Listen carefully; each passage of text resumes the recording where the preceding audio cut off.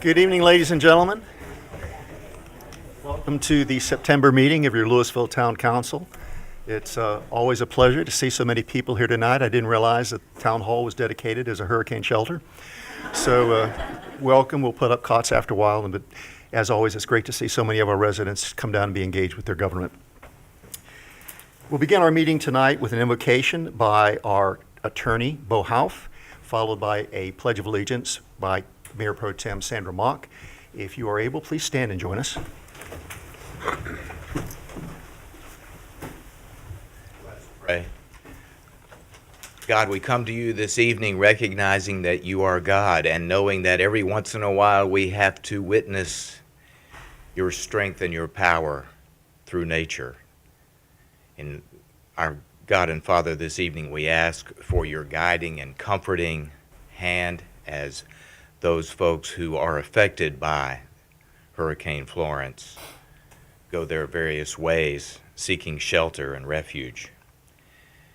And Father, we come to you giving you thanks for this country, giving you thanks for this state, and giving you thanks for this wonderful town in which we are so pleased to live. We give you thanks for the staff that makes things happen here in the town of Louisville and for the elected body, but most of all, we give you thanks for this town's citizens. And Father, we ask your guidance and wisdom this evening as we go through this meeting, and at the close of the meeting, we ask you to take us safely home. We ask all these things in your name. Amen. Amen. I pledge allegiance to the flag of the United States of America and to the republic for which it stands, one nation, under God, indivisible, with liberty and justice for all. Thank you.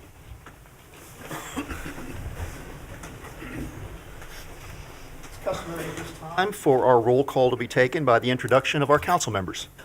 Hi, I'm Jeff Zinger. It's great to see everybody in the house tonight. Hello, I'm Ed Smith. Welcome. I'm Sandra Mock. Thank you for coming out tonight. I'm Mike Horn. Robert Green. Good evening. I'm Marcy Gallman, and I too am just so happy to see everybody here. And I'm Fred Franklin. Very good. Council members, this will be a mix and match agenda for a little bit. So the agenda that you have in front of you has item number E as emergency provisions.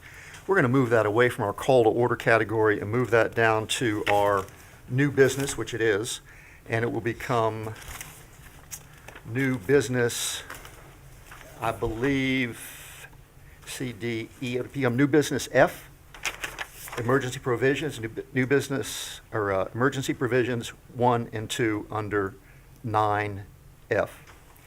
We also have had a change in our presentations tonight. The Kaplan folks could not be here with us, so they've asked if we could recognize them at a future meeting, and so we're going to be doing that at our November meeting. Mrs. Walker, you have added, since our briefing, 9D, which is a budget ordinance for PTRC, 9E, which is also a related item, and Mr. Manager, you have added a 10, actually more under your report, a 10 C1, and I have you there as explaining to our audience and the folks at home our emergency procedures. Right. Okay? Could there possibly be any other additions or changes to the agenda tonight? If not, we'll entertain a motion. Motion approved. Second. Mr. Zinger makes the motion. Mr. Smith makes the second. Any further discussion? All those in favor, please say aye. Aye. All those opposed? Thank you. That's unanimous. With us tonight, let me also introduce our town staff. Town Manager Hank Perkins, our Town Attorney Bo Houff. Thank you for that invocation tonight, Bo. We have our Public Information Director, Public Information Specialist, Jeannie Taylor. In the front row here, we have our Town Planner, soon to be leaving for parts unknown, Josh Harold. Back in the back, I believe we have Ryan Mosier of our Public Works staff, and someplace back there we have George Hauser of our Public Works staff. Back up here in front, we have our Town Clerk, Ms. Joyce Walker, and our Town Finance Extraordinaire, Keeper of the Cash, our Finance Director, Pam Orell. Thank you all for being here tonight. Mr. Manager, you want to walk us through the consent agenda, please? Yes, sir. The consent agenda this evening consists of 4 items. The first is Resolution 2018056 for the acceptance and approval of monthly financials for July 2018, the approval of council briefing and action minutes from August 2nd, 2018, the approval of council closed session minutes from August 2nd, 2018, and finally, the approval of council meeting minutes from August 9th, 2018. Very good.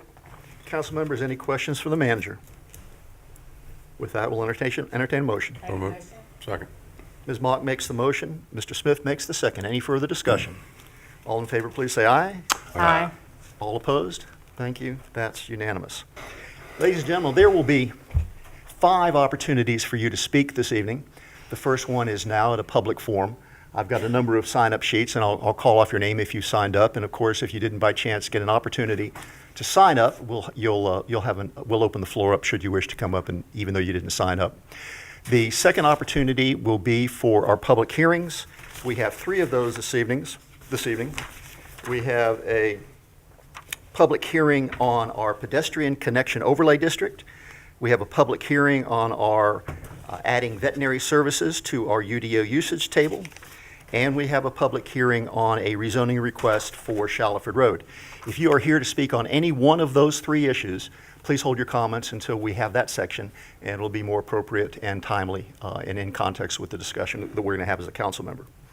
With that, is there anybody here? We've got several people that have signed up. We'll start off with Susan Linker. You get to kick it off.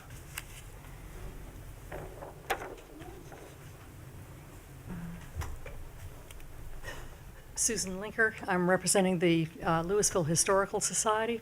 I live at 814 Reynolds Road in Louisville. And I was going to hand out a copy of this to you after I get finished presenting it. This is an update for all of you on where we are with the Nissen House, the historic Nissen House project. We wanted you to know what's been happening with it.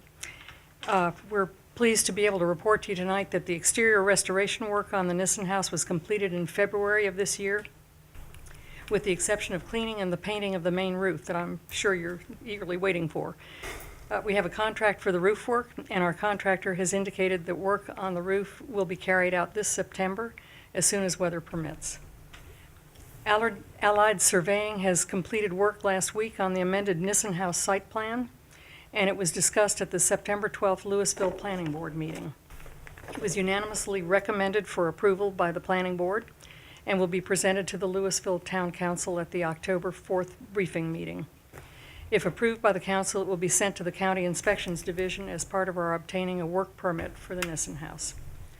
Work has begun on the engineering plans for the plumbing, heating, air conditioning, and electrical installations at the house and should be finished in about 3 weeks. After these plans are complete, our contractor will approach subcontractors for bids. The Nissen House Steering Committee has met to discuss our preferences about electrical wiring needs at the house, and we've presented them to our contractor. The chairs of the committee are exploring possible types of cabinets, countertops, and flooring to present to the steering committee for use in the kitchen and the bathroom areas. So we're coming along quite well, I think, with this area. This information is needed for the preparation of a comprehensive cost estimate for work on the interior of the house. As always, we want to express our thanks to all of you, to the town council, for your ongoing support of the Nissen House project over the years. We look forward to a prompt completion of the work on the interior of the house as soon as estimates and the work permit are obtained. Thank you all. Very good, Susan. Thank you very much. And thank your committee and your Nissen House group for all the work you're doing. When we started this process, I had jet black hair. And, and enough time has passed. But this is this is quite a project. We're all looking forward to the completion of that. Barry Bryant, you have also signed up to speak.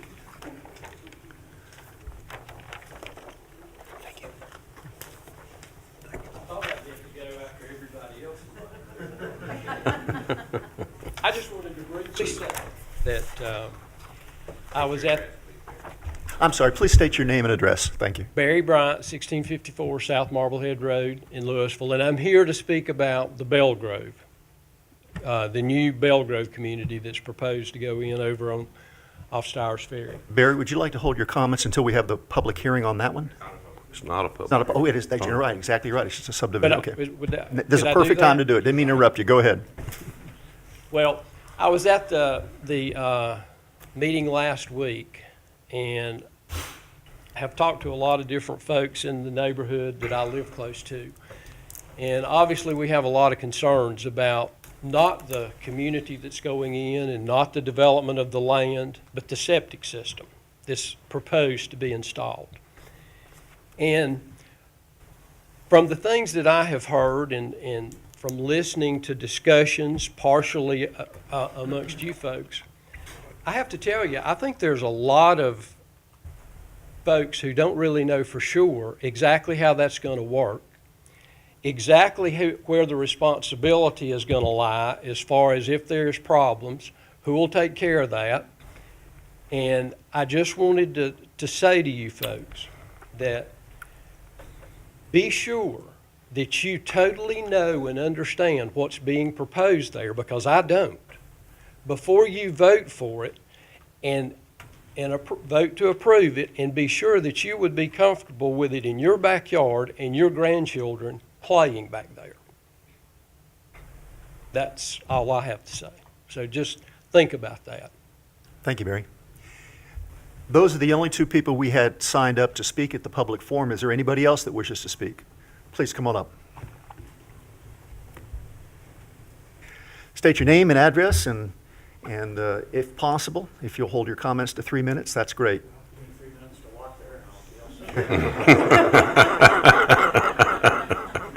Actually, I thought I had signed up for the public forum, but in my confusion with all the papers and things I've been looking at here recently, bear with me.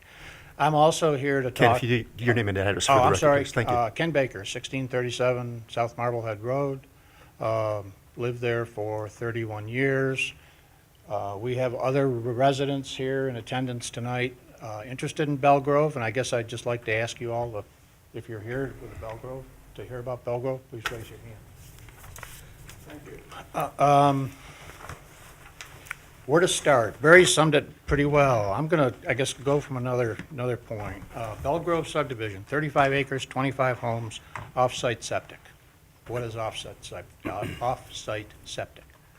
I've been trying to find that out since July 8th when I first had an opportunity to attend a planning board meeting. Started asking questions. No one knows. 16 of my neighbors will have in their backyard, which is about 13 acres, quote, an off-site septic system, which right now we have no idea how that's going to be administered. We're all familiar with septic. We live on septic. But what is this that Belle Grove is proposing, Sugar is proposing, to put behind our houses? They probably got a concern because they're putting a buffer behind the houses that they're building, but there will be absolutely no buffer behind our houses between their off-site septic. I've been trying since July 8th, directed by the Louisville, whoever you talk to, call either the county health department or the zoning or whatever. So I've been doing that. And actually, just on September 4th, leaving messages. I got a call back, and the call was, I hear you want to hear about off-site septic. It was somebody from the county health department. Not only did he tell me about off-site septic, but he also introduced a new term, which I think most of you first heard last week, an engineered option permit. I see people nodding their head.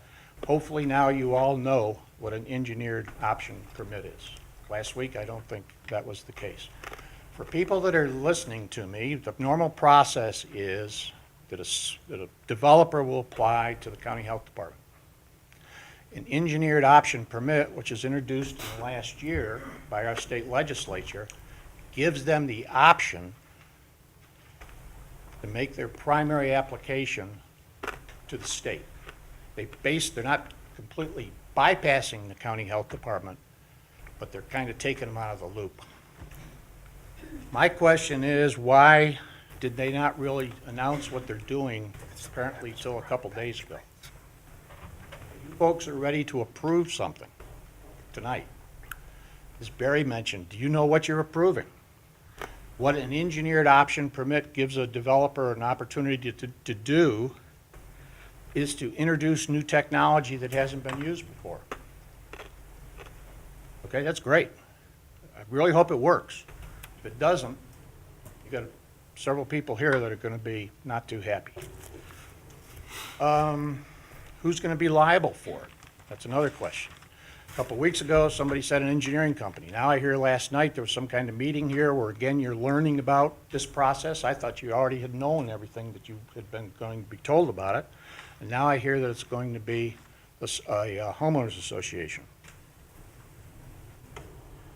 Schugert actually can get approval tonight without having an waste septic permit system. Waste septic permit approved. Think about that. Why didn't they start the process when most developers would? Why are they waiting till after approval from you to now go through the approval process for their septic system? If I've done a lot of work trying to find out, a lot of calls, I've learned a lot. My son says, Dad, you got to keep your synapses growing in your brain, and believe me, I've been trying to do that. What they will do is work through an engineering company. Here's the web page from a company or somebody that is involved in that kind of thing. They do this residential and commercial. We help you get your dream house built on your dream lot, even when the soils are poor, the lot is small, and the water table is high. Maximum land value use is what we seek to help you achieve through better on-site wastewater technology and creative understanding of the rules. Think about that. Creative understanding of the rules.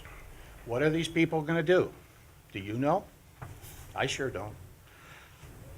But apparently, maybe we're getting ready to find out. We're not against new houses. New development. We welcome new neighbors. As Barry mentioned, he said, Town Council, how would you feel about this going into your backyard without really knowing what's going into your backyard? Normally, I guess a good citizen neighborhood would say, Schugert, we welcome you to Louisville. But you're already here, and you've had problems, and we know it. The problems have been with septic and some other systems. So why should we believe that you're coming in with the best thing ever that's going to work when you've already got a track record here? I thank you for talking to you. I meant to add that first, but obviously I forgot. I hope you're going to sit and make your decision, if you make your decision, based on something other than rubber stamping it. Give some thought to it. Actually, there's one answer. Sewers. Is anybody considering sewers in Louisville? Everybody laughs. I've lived here for 30 years. First town manager, John Whitson, that was his mantra. Sewers, sewers, sewers. Sewers are going to be the future or the death of Louisville. I realize that it's not easy to do. But come on, folks, let's get ahead of the curve and maybe do some creative thinking. You could be the best community, we could be the best community in the state if we had sewers. Thank you. I appreciate the opportunity to talk to you. Thank you, Ken. Anybody else wish to speak? Please come on up.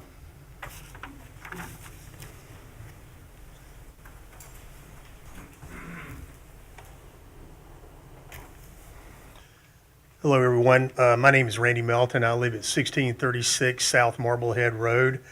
I signed up for something tonight to speak. I don't know what, so if my name comes up again, just discard We'll it. ignore you, okay? Barry and Ken both stated everything very eloquently. I just want to give you a quick example. I bought my house in Runnymede in 1994. The house was built in '88.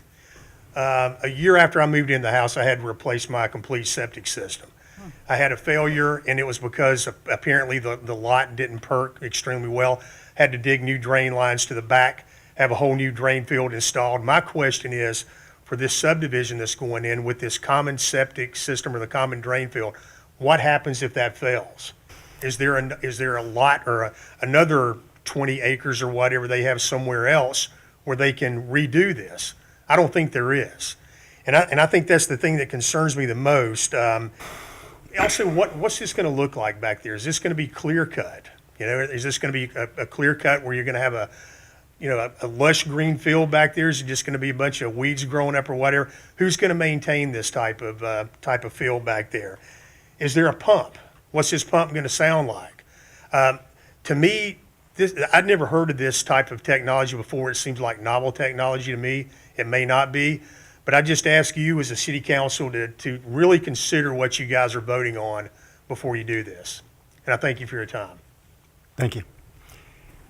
Anyone else wish to speak? Please come on up.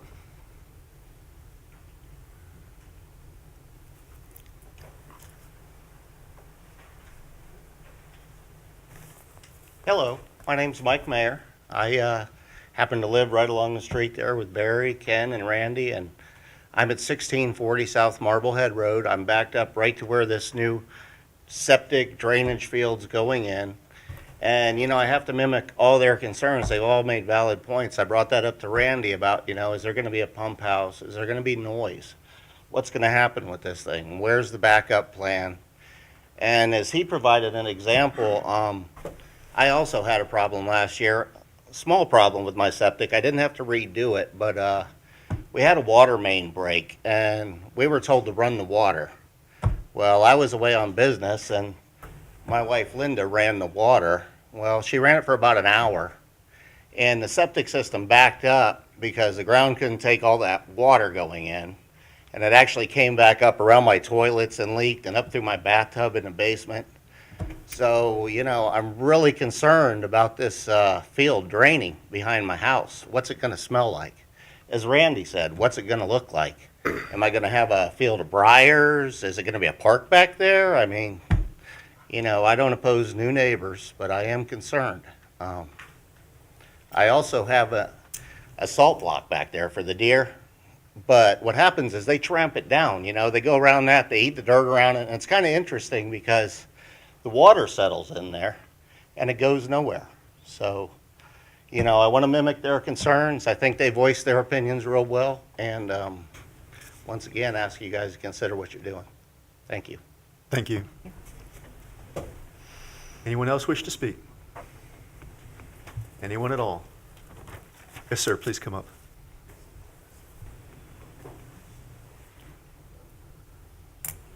I'm going to speak even though I'm not from South Marblehead.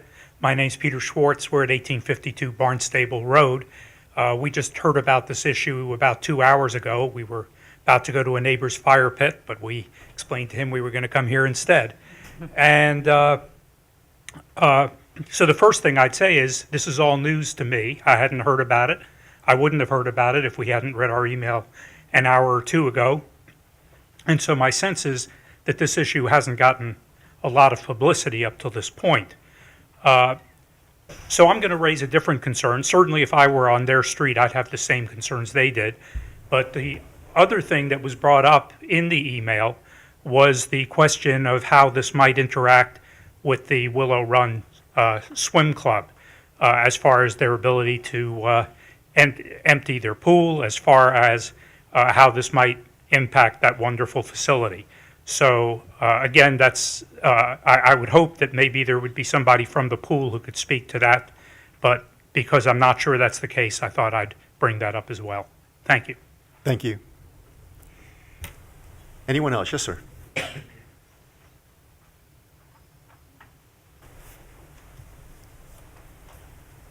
Good evening. My name's Greg Garrett, and I'm with Shugart Homes. All this discussion about the septic, I thought maybe now's the best time to address the council. Okay. So couple things I want to clear up about all this. First, what we're doing here is no different than any other developer that's wanting to do a development that has a septic system. You have to come to the board and get a site plan approval first.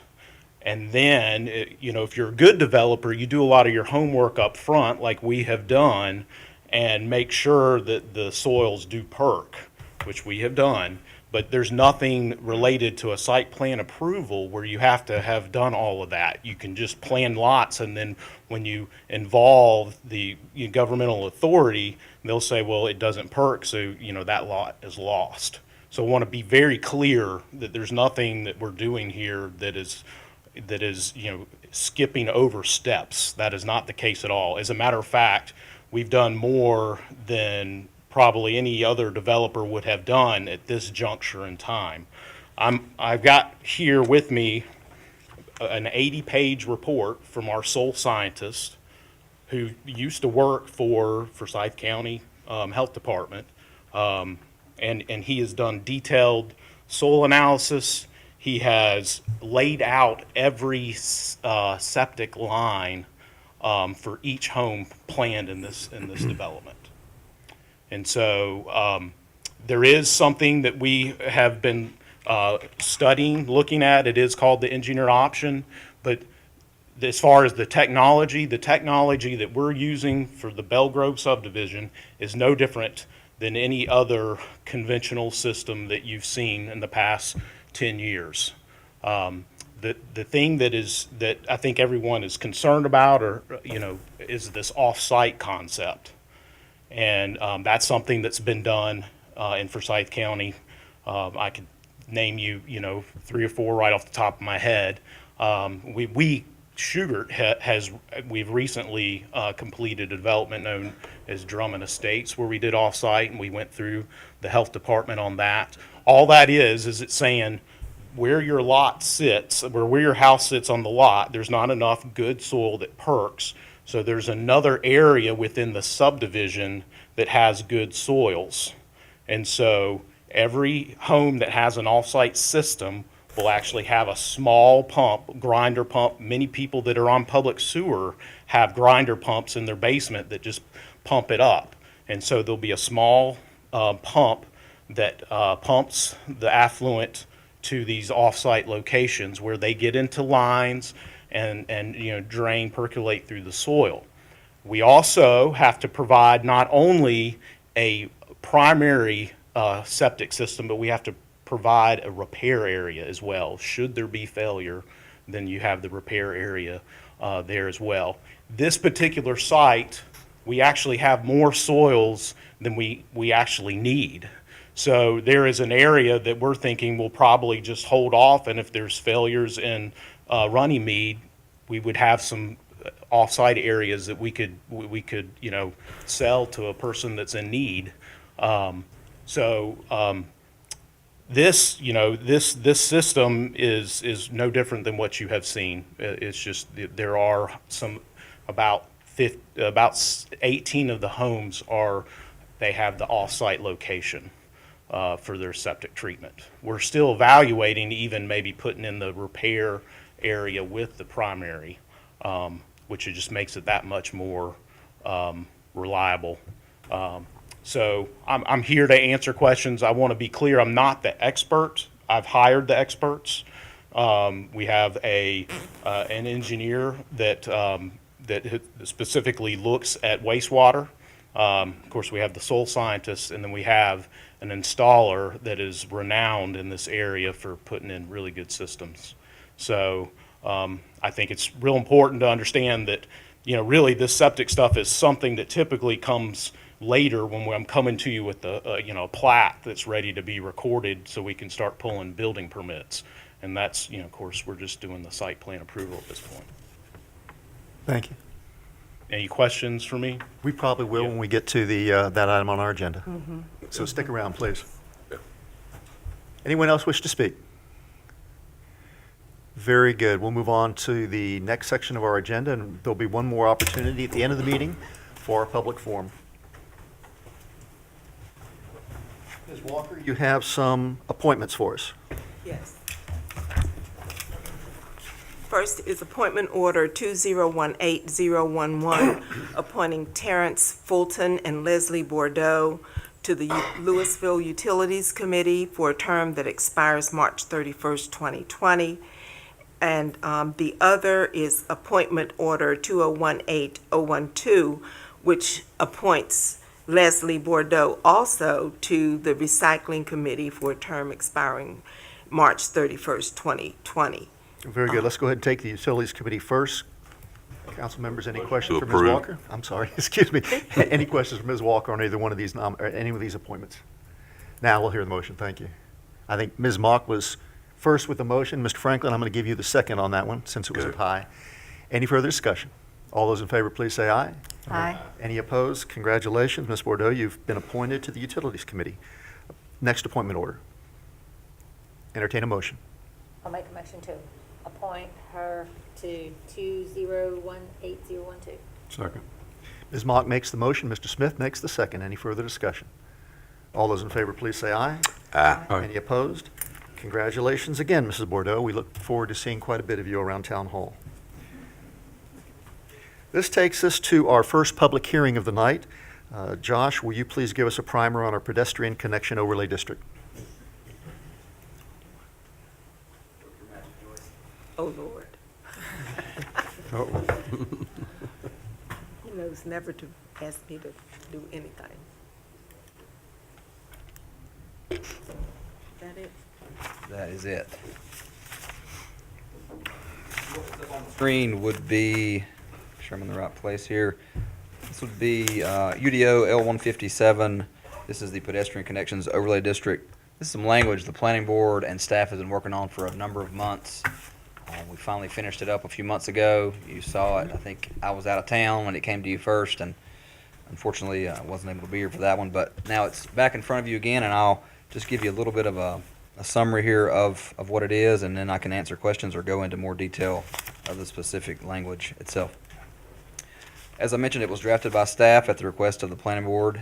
What it does is amend Chapter B, Section 2-1.6, to add a new overlay district to the town requiring new projects to incorporate pedestrian connections and to seek implementation of the town's pedestrian and greenway connections plan where appropriate. 2015, the comprehensive plan recommended a number of actions that are addressed by this new overlay district.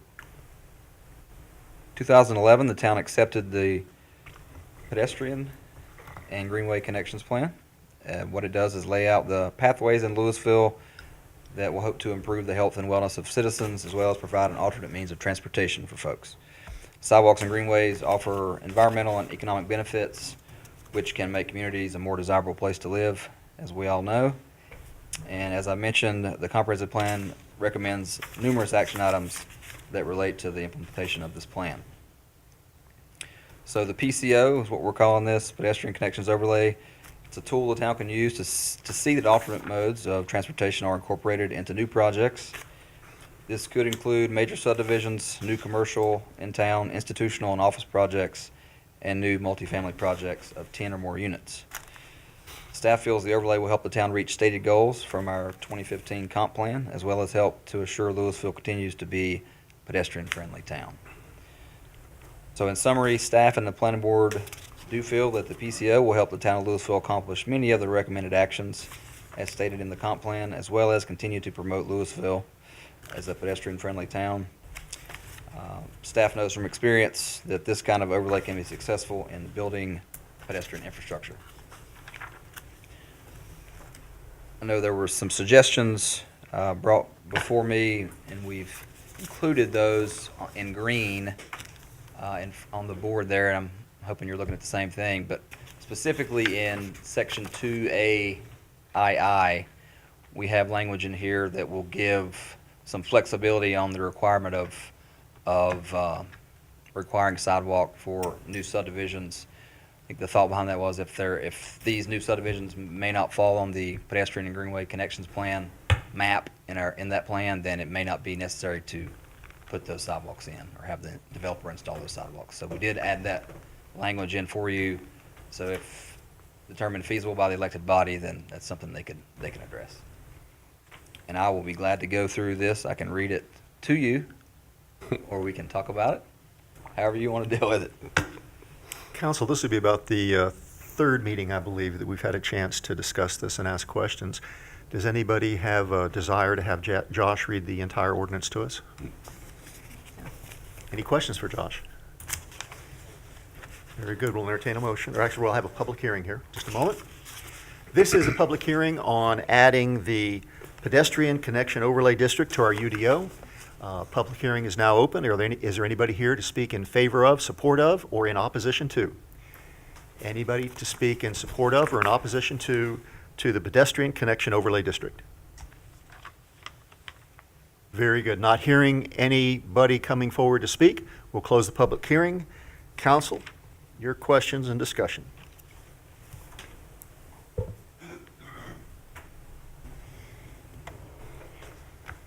Sounds like we've all got it. We'll entertain a motion then. Motion to approve. Second. Mr. Smith makes the motion, Ms. Gallman makes the second. Any further discussion? All those in favor, please say aye. Aye. Any opposed? Thank you. That's unanimous. Our second public hearing is our UDO, amending our UDO by adding veterinary services to the permitted use table. This is a public hearing on this issue.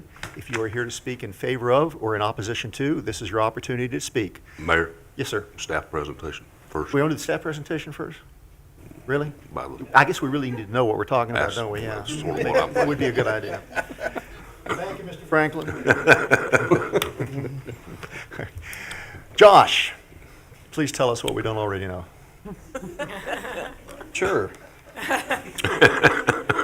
So this is UDO L-158, which would be amending our development ordinance, specifically the permitted use table for zoning district LD1S, which is found in Chapter B, Section 2.6. A little background for this: the developer, who is here with other folks, I'm sure, wishes to rezone this property on Shalford Road, which will come in a minute, but I need to get through this first, in order to construct a new building to house Shalford Animal Hospital. He's proposing to rezone a parcel of land from RS20 to LD1S. Veterinary services were in fact a permitted use in LD1S a number of years ago, and it was removed in 2013 from the permitted use table. Without the amendment to the permitted use table, the project obviously can't move forward as it's proposed. Veterinary services were permitted use in LD1S up until 2013. There are a number of existing service-based businesses currently in LD1S, and the town does allow medical services, business services, personal services, professional offices are also permitted uses by right located in the LD1S. The developer feels as though veterinary services should be permitted use since many other service-based businesses are allowed in LD1S today.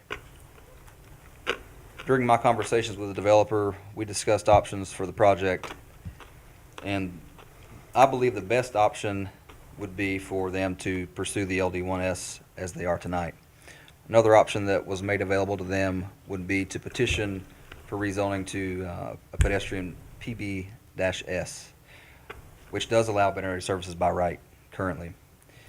The staff believes that a rezoning to PBS would fall short of adhering to Louisville's architectural and design standards for the downtown area. The other option would be to extend LD2S district further east along Shalford Road. Veterinary services are a permitted use by right in LD2S.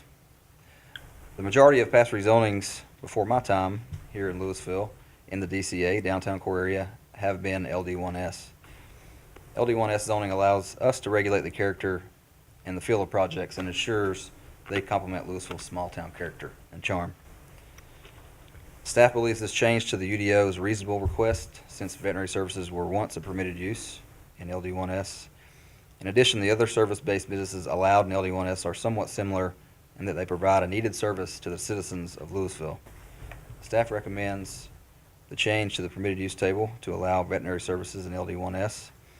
We'll say this did go through planning board. Planning board had somewhat of a split vote. I believe it was 4-2 on this, 4 and 2 against for the recommendation to amend the permitted use table to allow veterinary services in LD1S. That is my short staff report on why they are requesting the change. Any questions for Josh before we do our public hearing? If not, this is the public hearing. We have a number of people who've signed up. I'm sure I will butcher a number of your names, so if you'll be patient with me, we'll go through this. First, we'll hear from the proponents of the project, And the first one on the list is Bob, is it SPR Bob at 2006? If your name is Bob, raise your hand. Okay, Bob, since you're the only Bob, this is you. Is Bob not here? So Bob, you don't want to speak? Bob, if you would, can you come up to the front? Are you able to come up to the front and state your name and address? If not, please, if you'll stand and I'll repeat it for you. Okay, last three, 2026 Tom Canyon Road, Winston. And your position is? Your statement is? In favor of vote for the veterinary building and for the putting it in the community. Very good. Thank you, Bob. Appreciate you being here. Next on the list is Wayne Gilley. Please come up and state your name and give us your address.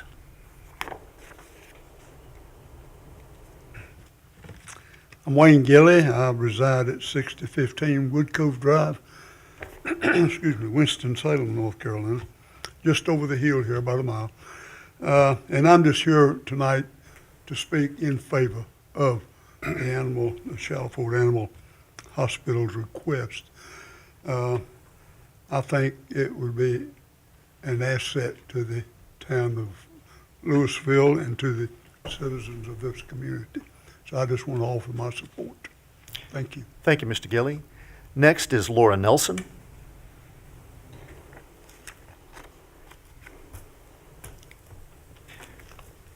And ladies and gentlemen, if this is the first time you've spoken before the town council, please do not be nervous. We'd love to hear what you have to say, and every comment you offer us is well taken and well-meaning. My name is Laura Nelson. I reside at 2101 Williams Road here in Louisville, North Carolina. I'd like to say first that I have only lived out here in Louisville for about 4 years. I was a resident of Winston-Salem for 25 years in the Ardmore community. Things that really appeal to me about living out here are the small town atmosphere and the sense of community. Dr. Eads has been my vet since Margaret Herman retired. I really cannot say enough good things about this man. He has been there for me and my family during some really good times with my pets and some really poor times with my pets. But having experience as a realtor, that's what I do for a living, I understand your position on trying to keep the small town atmosphere and lovely charm that Louisville has. However, I do think that Dr. Eads building his building here, and within the limits that you have of trying to keep the atmosphere the same, would do nothing but enhance your community. So I appreciate you listening, and I hope that you find in favor of the good doctor. Thank you. Thank you, Ms. Nelson. Sharon Ryan. I live at 7250 Lalanda Drive, Louisville. And Dr. Eads is a wonderful person. I can't say enough good things about him. And he's the kind of people we need in our community. So I hope you will let him build his veterinary clinic. Thank you. Thank you, Ms. Ryan. Heather Ruddick.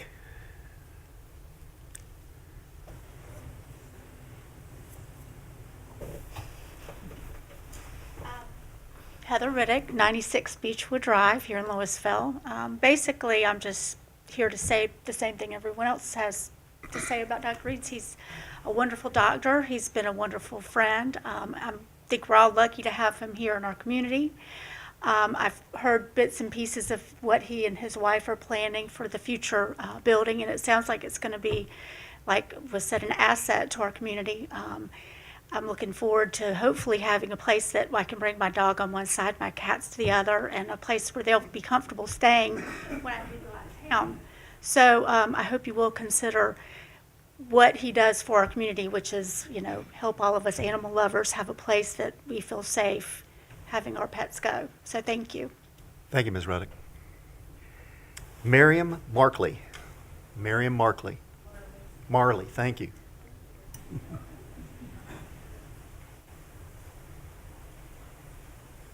Hi, my name is Mary Marley. I live at 9390 Lasara Camp Court in Louisville. And Dr. Herman was my vet before, and Dr. Eads took over. And I got involved with doing rescue 6 cats later. So I just think that he's a wonderful vet. And I think that hopefully the town would consider him having a nicer facility where he can expand and offer his techniques to more people in town and help more animals. And he does a lot of large animals too, but not there in his Yadkinville area. Anyway, thank you, and I hope you do decide in his favor. Thank you. Susan Hincliffe? I didn't do well on that one. Yes, I did. I see her rising now. Okay.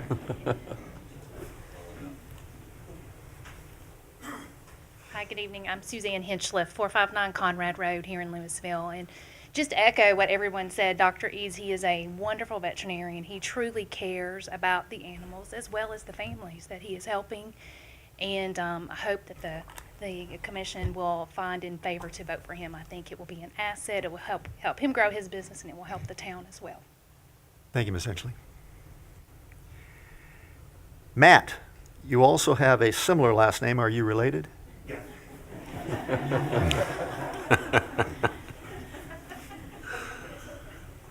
Change clothes. So, Matt Hinchliffe, 459 Conrad, here in Louisville. And just to echo the sentiments of everyone else about Dr. Eads, his care for the animals, it's all there. He's a wonderful person. He's got a great staff, and he's got a facility that's functioning for him. He's got a good problem to have. He wants to expand, and he's come here in front of you people to get his plan approved to expand, to grow his business, to do what he feels compelled, what his passion is, to care for the animals, and the people come along with that. So that's what I have. I appreciate your consideration. Thank you. Thank you very much. Carolyn Fulton. Carolyn Fulton, there you are.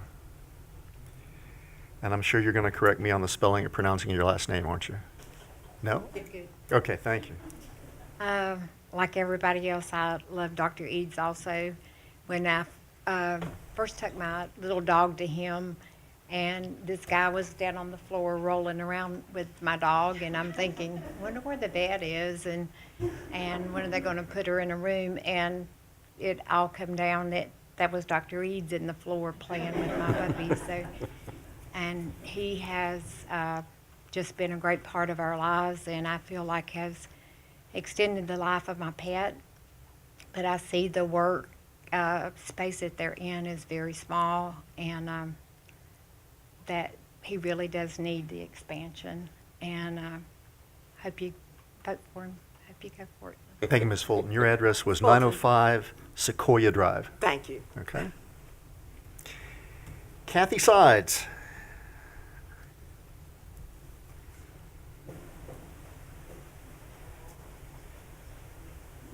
Hi, my name is Kathy Sides, and I live at 3042 Panther Ridge Lane in Louisville. And a different side of Dr. Eads, my daughter had to do an internship in high school, and hers fell through. A friend said, "Oh, I know this great doctor who has just started working in Louisville. Let me call him."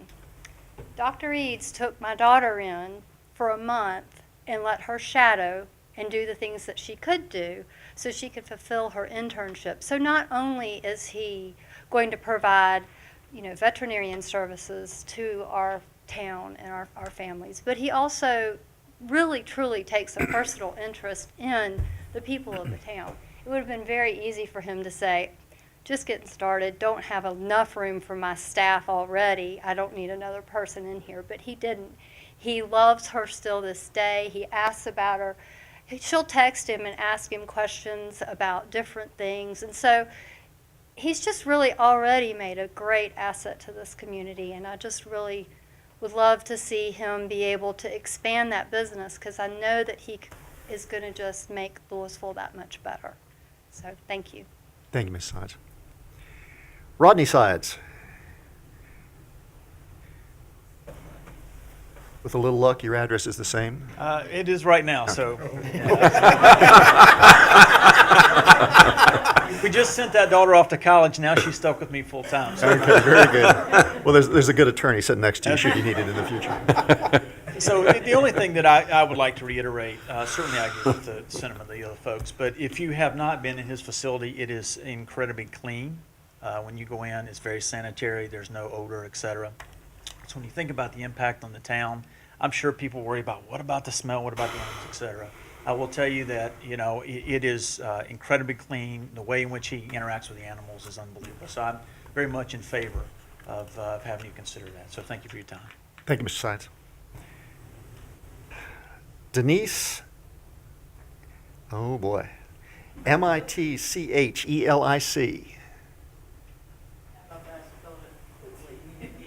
Oh my gosh, Diana Mitchell. Diana Mitchell.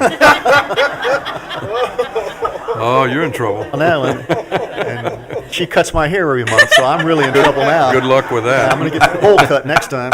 Okay.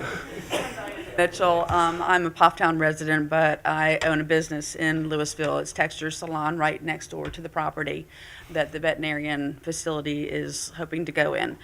I came to the zoning meeting because I had my own concerns about the property. And anybody that has ever sat in my chair knows that I actually don't want anything to go next door to me ever, ever, ever. But that being said, I did sit there and I listened and I saw the plans and I saw what it was going to add to this community just in the building alone. And I don't know why I'm nervous. And listening to the architect and how he was very accommodating and what he wanted this place to look like and to be able to add to our town. So that was my first evening of meeting Dr. Eads, and I've since gone down there and met with them, and just very nice people, and I welcome them as neighbors next to my business, and I hope that you all do consider that. Thank you, Diana. Spoken truly as one that has traveled across the East Coast in a Winnebago with 3 dogs. Or 2 dogs. 3 dogs. Yeah, 3 dogs. Very good.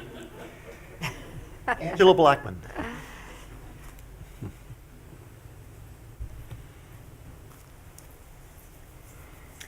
I'm Angela Blackman. I live at 372 Riverwood Drive in Louisville, and I just want to say basically the same thing. We are the clients of Dr. Eads, love his work. He genuinely cares about our pets and about us, and it's only going to be beneficial for not only him and his business, but for our pets, the people that own the pets, and the community. Thank you. Very good. Nancy Solomon.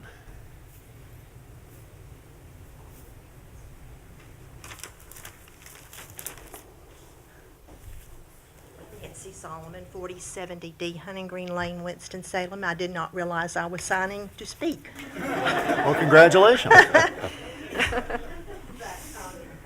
also was a client of Dr. Herman's, and we were very sorry when she retired, but we are so happy with Dr. Eads. He is bringing a lot of care, loving care for pets and families, and really, I mean, I'm sitting there thinking, gosh, I thought we were the only ones that he cared for so much, but he loves all of you. And I would just like to say that he has brought, he's a wonderful asset for your community, and I would really like to see him be able to expand this business. We do go and sit and wait now when we have an appointment, and which tells me that there are more and more clients coming and bringing their animals in to him. His staff is wonderful. They're all very caring people, and I would just hope that you will be in agreement to let him build this new facility. Thank you very much. Thank you. Anybody else here wish to speak in support of? Yes, sir. Jim Ryan, 7250 Lalonda Drive. I guess my wife forgot to put me on the speaker list. Since we moved down here in 1989 and retired out of the Navy, and we had Dr. Margaret, this guy came to my house and put one of my dogs down. Brought 2 people with him. He done it. Thank you, sir. Anybody else wish to speak in support of? Anybody else wish to speak in support of the petitioner? Very good. We move to those who've signed up to speak in opposition. We have one, Susan Fry.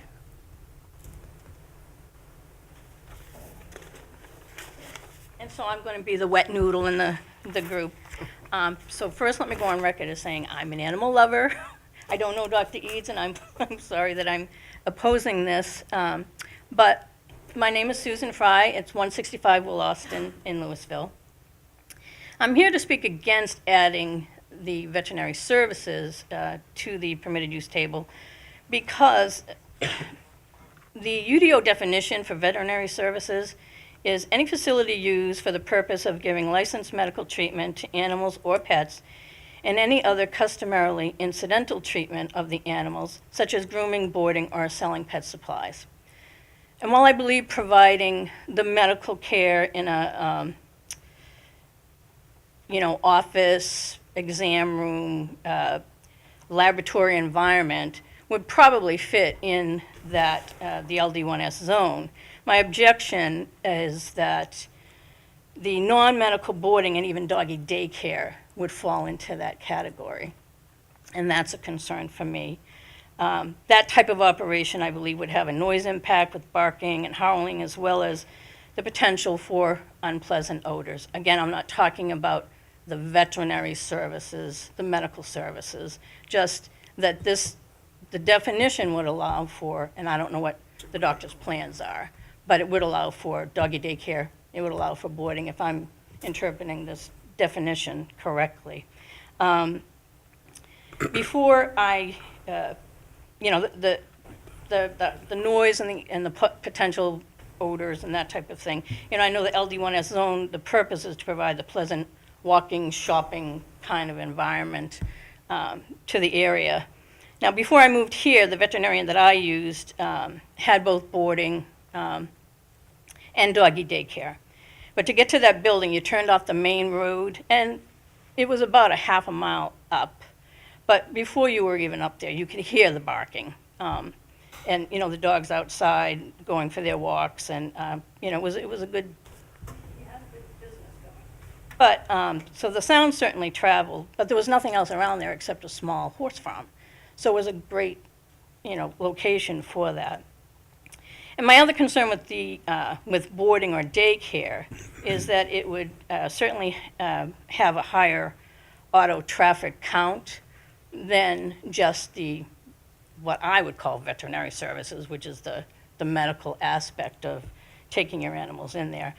So I think it would have a higher traffic auto count, which is not really conducive to what we're looking for in the LD1S zone.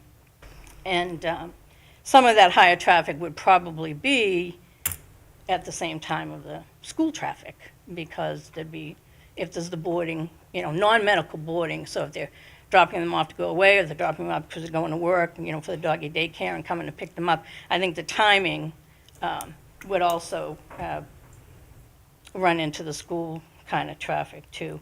So it just doesn't feel like it's in the spirit of the LD1S, the non-auto dependent thing, if that definition holds true and they can do the non-medical boarding. So that's all I have on this part. Thank you, Susan. Thank you. Sorry, guys. Anybody else wish to speak, either proponents or opponents at this time? One final time, anybody wish to speak? Very good. We will close the public hearing then. Council, it's back to us for discussion.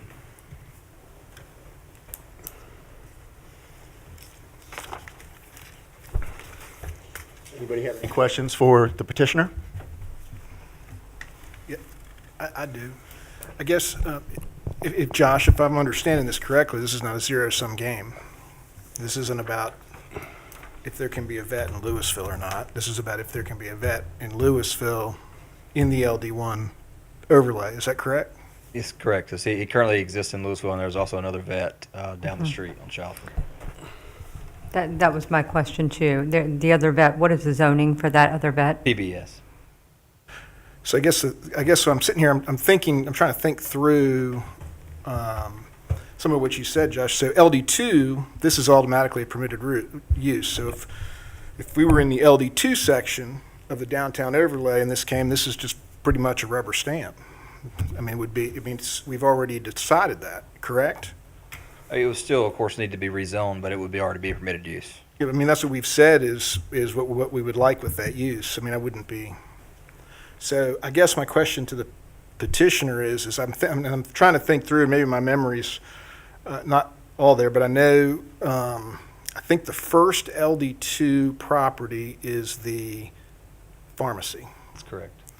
And so that's where the LD2 begins. And from there, I don't know, well, I guess across 421. Right. It's all LD2. And so behind the pharmacy, there's a lot that Keith has that already is a pad ready, has sewer tap, has backflow prevention, already zoned LD2. Down the road a little bit forward, there's 2 more lots on the left that are for sale that would be in the LD2. Steve Johnson has another lot there next to the gas station. I don't know what he's going to do, but probably worth a phone call. Then there's another one for sale next to the Liberty. So I guess my question to the petitioner is, have we considered some of these other ones? Because it would have saved a lot of, I mean, those we've already designated, hey, vet, have at it, I guess is my point. I'll let him answer that question. Yes, sir, please.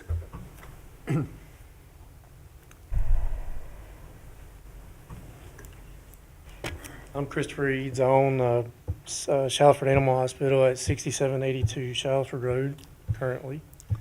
To answer your question, no, we have not. This property came available for sale. It's actually been for sale for a long time. And, the discussions with the owner, I basically just said, I think this is an exceptionally good property to be at without the knowledge of all these others. I hope that answers your question.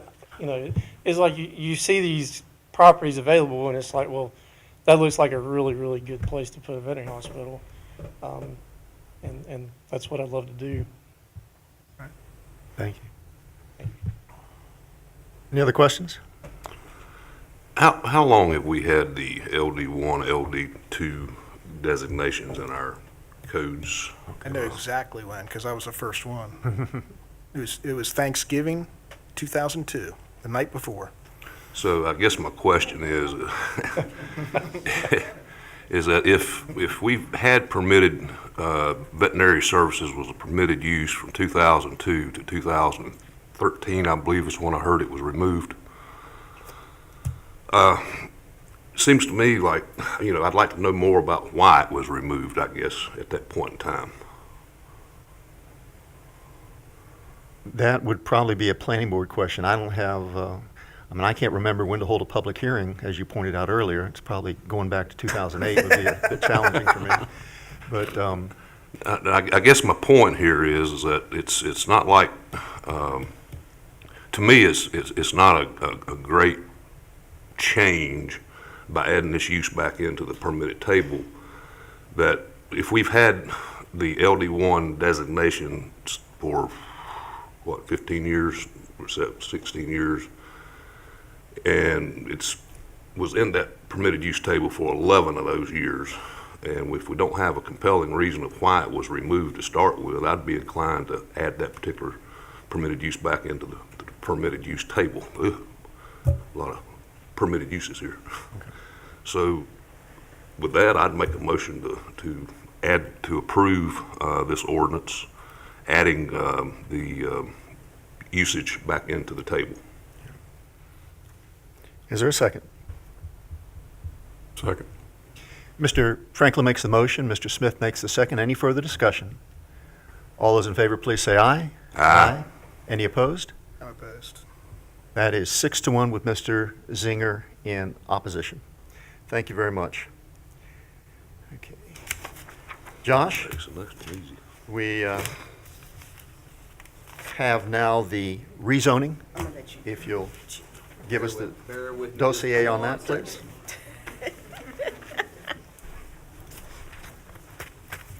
And folks, I see you moving toward the door. I understand that your piece of business has cleared the council, and you're certainly welcome to leave, although we'd love you to stay, and we're going to talk about sewer here in a little bit. So, as stimulating as that might be, we certainly understand if you excuse yourself.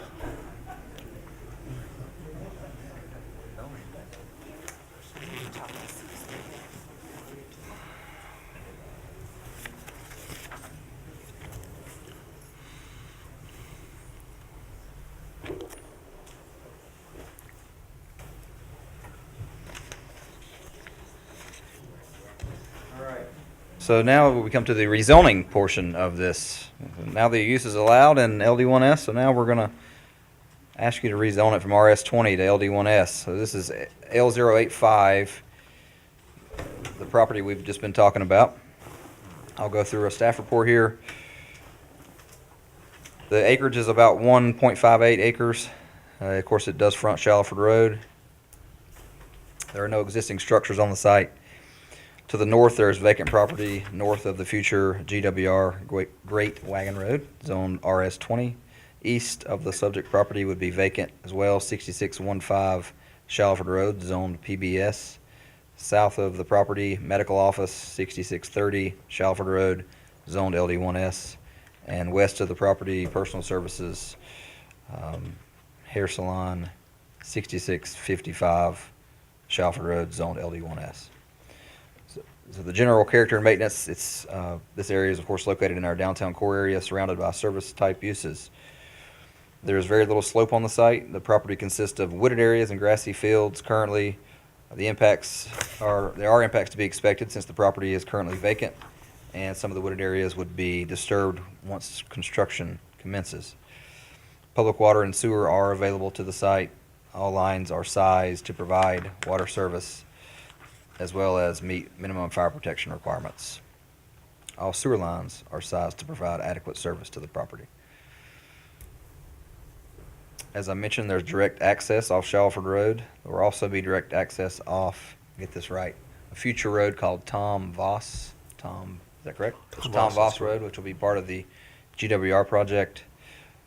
Shallowford Road is a major collector. According to the DOT, the average daily traffic count, or ADT, is about 8,000 cars, and that was from 2016. Relevant zoning cases in the past, L069, you had a neighborhood office special use and an RS20 were both rezoned to LD1S to the downtown district. It was approved April the 12th of 2012, 6630 and 6650 Shallowford Road, 1.74 acres in total. Planning board and staff recommended approval. Another case, L080, RS20 to LD1S, Louisville Downtown District, was approved December 14th of 2017, 168 Louisville Vienna Road, 0.28 acres. Planning board and staff both recommended approval. I will say that both of those were approved by town council. The Louisville Comprehensive Plan update in 2015 describes this area as being in the downtown core, consisting of commercial type uses. Parcels to the west of Shallowford Square are mixed-use commercial and business, comprised of assorted retail shops, offices, and restaurants in a compact and contiguous single development. And this area should promote the desire to have a diverse mix of uses in Louisville's downtown. The plan also contains a number of recommended actions in the chapter on land use. Recommendations include enhancing the visual quality in the downtown with design standards referred to in the Louisville UDO, specifically LD1S. Legacy Development Guide for the county shows this area as being located in the Growth Management Area 1, or GMA 1, city and town centers, and defines it as promoting dense, mixed-use, and pedestrian-oriented urban form, and is the hub of government and private employment. The applicant's requesting a change from RS20 currently to LD1S as a special use request. Site plan is in front of you. That's been submitted, has went through the planning board with approval from the planning board. Staff has reviewed it, as well as our technical review committee. The RS20 district is seen as a single-family residential, but does not allow other uses such as schools, but does allow other uses such as schools, police stations, and bed and breakfast establishments, as well as recreational facilities. LD1S district allows a number of different uses seen to be appropriate for downtowns, such as single-family residential, restaurants without drive-through, banks, professional offices, medical offices, personal services, business services, and dental offices. Major difference here between RS20 and LD1S are service and commercial uses. So the lot size differences between I have RS9 on here, it should be RS20, would be 20,000 square foot. Minimum lot width would be 65 feet, and there's no minimum for either of those for LD1S. RS20 is generally considered to accommodate single-family detached dwellings in suburban areas and is intended for applications in GMAs 2 and 3 or growth management areas 2 and 3. LD1S provides a broad array of uses expected in a development pattern which integrates shops, restaurants, services, workplaces, civic, educational, and religious facilities, single-family housing, and multifamily housing in a compact, pedestrian-oriented, safe environment. Town's comprehensive plan designate the area within which the project lies, as I mentioned, as GMA 1. The area is in the downtown core. Due to its location, downtown core is primarily for non-auto dependent uses in an area amenable to easy pedestrian access. Development within the DCA will respect and celebrate the unique, historically small town character of the town of Louisville.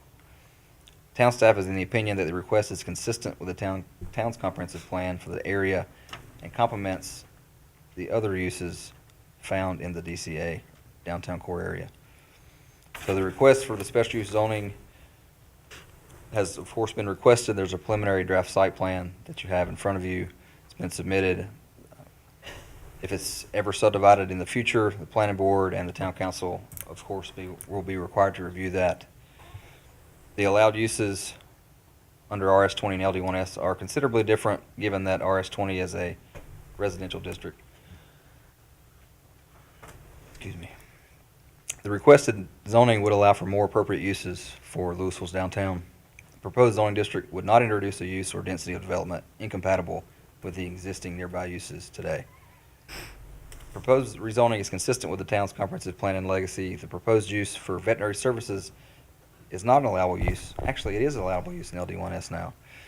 Should the Louisville Planning Board approve the change, which they have, to allow veterinary services in LD1S, staff believes it's appropriate due to other service-based uses currently allowed here in downtown, such as medical services, dental offices, and professional services.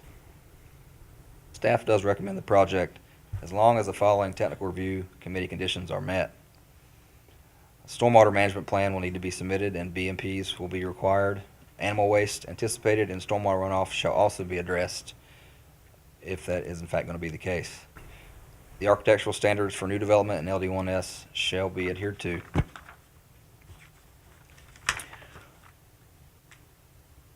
This is a new site plan that I got today. It's very similar to what we've had.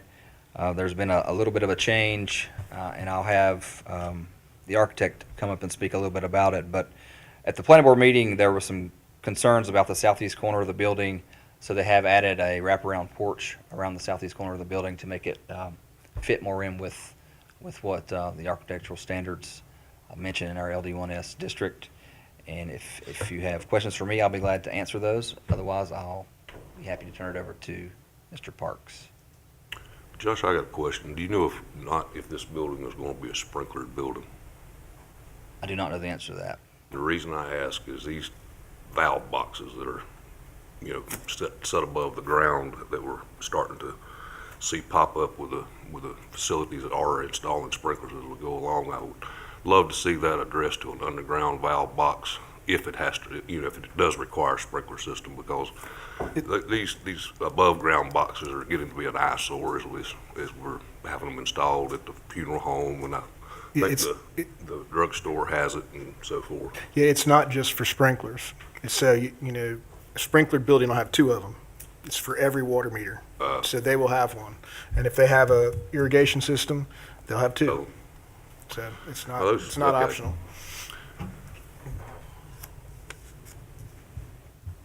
Just trying. Thank you for a thoughtful comment. I'm just asking the question. Absolutely. We're fortunate to have thoughtful members of the town council, but we're also fortunate to have somebody who's experienced in the development and building trade to guide us along on occasion. Any other questions for Josh? I have a few questions, but it may come in the architect. So can I reserve to have Josh come back if the architect doesn't answer the questions that I'm looking to be answered? As Mayor Pro Tem, you can do whatever you wish. We will reserve you for a repeat performance, Josh. So if the architect would like to come up at this point, introduce yourself.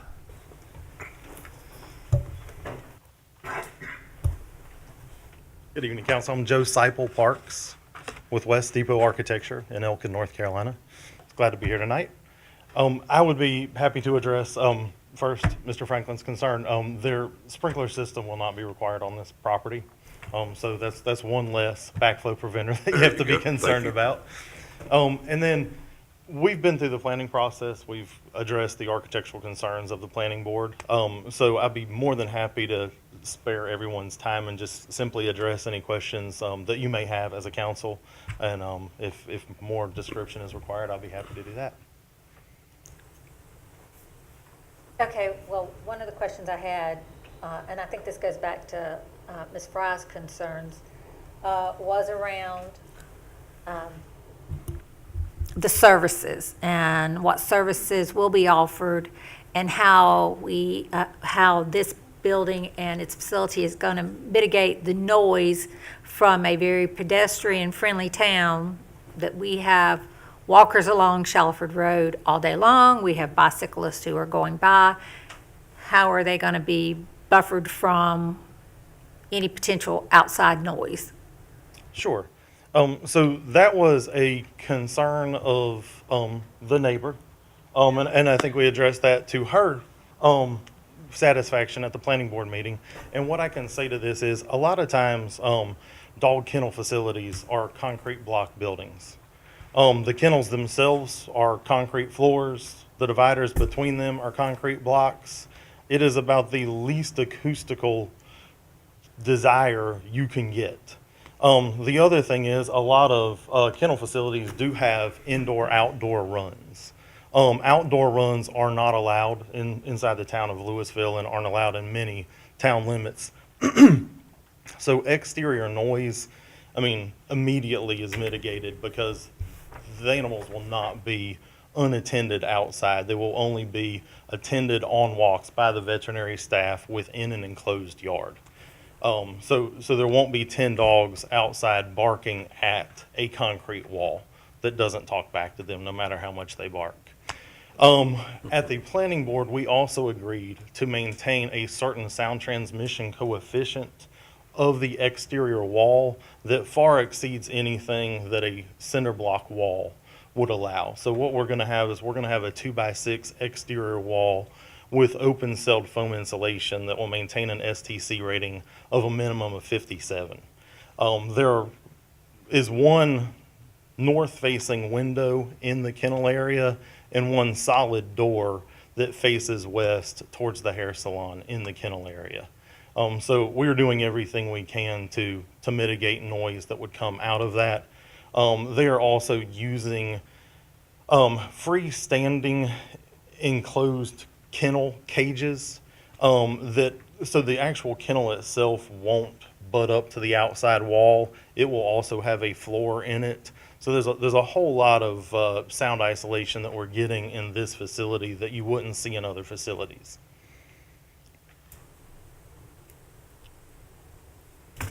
Any other questions? Okay, very good. With that, council will entertain a motion. Motion to approve. Public hearing. It is the public hearing. Thank you, Mr. Attorney. Uh-oh. Yeah, okay. I'll hear about it later. I know. Very good. We'll open the public hearing. I'm assuming that many of you who signed up to speak for this particular public hearing will probably get up and say the same thing. And if you are amenable to that, I will spare you that exercise.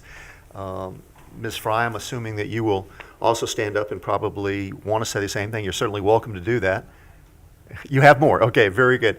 Then we'll see that. If you have something to add from the original comments you made as the proponents, please stand up and join us now and make those comments. If not, for additional comments by the opponents, please come up now. State your name and address, and thank you for your patience. Susan Fry, Will Austin Court in Louisville. Again, I'm sort of going back now, my concern about boarding. Will there be non-medical boarding there? I still don't know, if that's part of the plan, and if it is, I still think that becomes more auto-dependent than non-auto-dependent. In any event, I am not against change, and I realize that as the town grows, we have to address our citizens' needs and adapt to their needs. But Louisville has a comprehensive plan, which is available for review on the town's website, which I love. And as I read the plan, and I haven't read it all yet because, to say the least, it is comprehensive. I do know that a lot of thought and many, many hours went into the development of this plan. And it's not a plan that was developed and put on a shelf to collect dust. It's reviewed periodically, changes are made, and, the citizens are involved in what's needed for the town. So we have this wonderful comprehensive plan. So my concern is if we keep looking at individual parcels or lots to rezone, to accommodate single interests, we start to erode our plan, we start to erode our town's vision, which is what the comprehensive plan is all about. I have faith that if areas in Louisville do need rezoning to serve the citizens in general, the comprehensive plan will address that. And I just will quickly bring your attention to an article that was in the Winston-Salem Journal on September 2nd about Savannah, Georgia. In 1966, its downtown was designated a national landmark district. The Park Service recently announced that Savannah's historic integrity had been damaged by decades of new development that did not conform to Savannah's unique town plan. Their historical landmark designation has now been downgraded to threatened, and the director of the Historic Savannah Foundation said we've gotten a little careless and maybe a little complacent. We are not Savannah, but we do have a unique town plan. And I picture Louisville as a beautiful painting that was painstakingly carved into a jigsaw puzzle. A lot of thought and care went into where the trees, the houses, the parks, the businesses would go. And what I see happening as we amend permitted uses and rezone areas is like taking one puzzle piece and chiseling it down until it fits somewhere else. And then we take another piece and we sand it down until it fits where you want it to go. And it doesn't have to be a perfect fit, it just has to fit in that space. And if we keep doing that, I just feel the integrity of the beautiful, picturesque puzzle will fail. And then it will be like Humpty Dumpty. Neither mayor nor town council nor comprehensive plan will be able to put that beautiful Louisville puzzle back together again. Thank you. Thank you, Susan. Anyone else wish to speak? Very good. With that, we'll close the public hearing. And council member, it's up to us for our discussion. I have one more question, and I go back to Ms. Fry again. With the veterinarian services, exactly what are we looking for? What services are they providing? Are they providing boarding and doggy daycare? along with just the veterinarian services? One of you two. One of you two probably need to answer that as to what services are going to be. Yes, ma'am. No, that's a very valid question. And I will point to where we're at now as well. We have been, as far as I know, in the shopping center since I believe around 1996, 1997. And they have provided these same services at not quite the level that we want to here with people that are, businesses that are actually even closer than what we're talking about now. And I have clients that walk a mile they don't drive there, they walk there. But yes, we want to provide boarding, but that being said, if I have a surgery, we're going to utilize those facilities as, placement for those animals until the owners can come pick them up later in the evening, which is what we do at the current time. I do envision having a small grooming facility in there, which we do now at the current facility. So all of the services that we're offering here were being done in the facility we're doing now with neighbors that are actually a whole lot closer. And actually, it's a lot more dangerous over there. We actually had a pedestrian get hit by a car in the walkway the other day, and people fly through there. And I'm just looking forward to having some safer space and understanding that you guys have definite concerns. But I wanted that to be noted that everything we're wanting to do here has been done at the current facility in a much smaller scale for over 20 years now. Does that answer your question? Yes, so I'm assuming that there won't be, other than outside walking, there won't be any type of boarding outside or It's not allowed. anything like that? No. Just And that's normal why- outside walking during the day? Right, that's what we talked to Diane about too, is the little fence that we're proposing on the outside. Leashes are great, but they're not 100% effective all the time. So if one of the animals gets loose, we do have the capability of catching it relatively easy. But no, there will be we're dropping Fluffy off and letting her stay outside for 20 minutes on her own. They will be leash walked, just like they are now, returned to inside after that. And what type of fencing is that?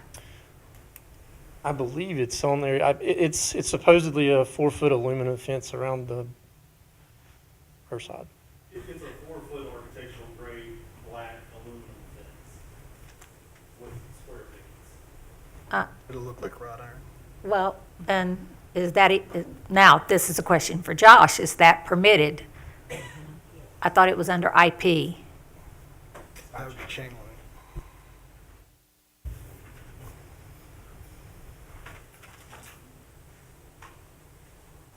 I'll read you what it said. Materials such as brick, masonry, stone, ornamental iron, wooden materials, or the same material as the principal building are approved for establishment throughout the overlay district.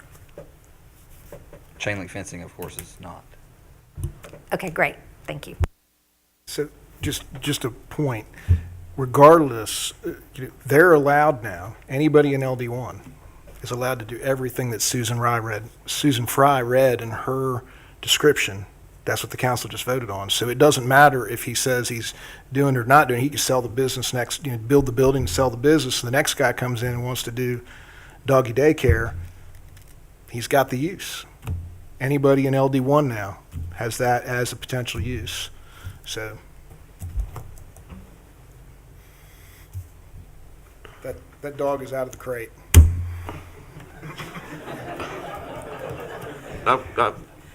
Picking up on what Jeff just said there, I've got a question for Josh. There, he just ducked down in behind the podium. Yeah, the permitted use that's in the table now is known as veterinary services, okay? That's correct. If you wanted to establish a kennel, that you only provided kennel work, that does not fall into the definition of veterinary services, correct? That has its own definition. That's what I was thinking. So what Jeff was talking about, selling it to the next guy, and they only open up a kennel, that still couldn't happen because it's not permitted in LDS 1. Unless he's a vet. I mean, Well- what you've mentioned under veterinary services, what's not now allowed in LD1S, there has to be a vet providing the medical treatment in order for them to have the boarding. That's what I So thought. if- Thank you for so if you have- clarifying that. Right, so all you have to do is have a vet, and you can do the boarding.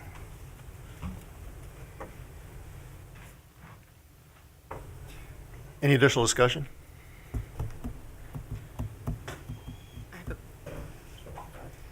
Ms. Walker? Mayor, yes, when the planning board recommended this to you all, they recommended the wraparound porch with the shed roof.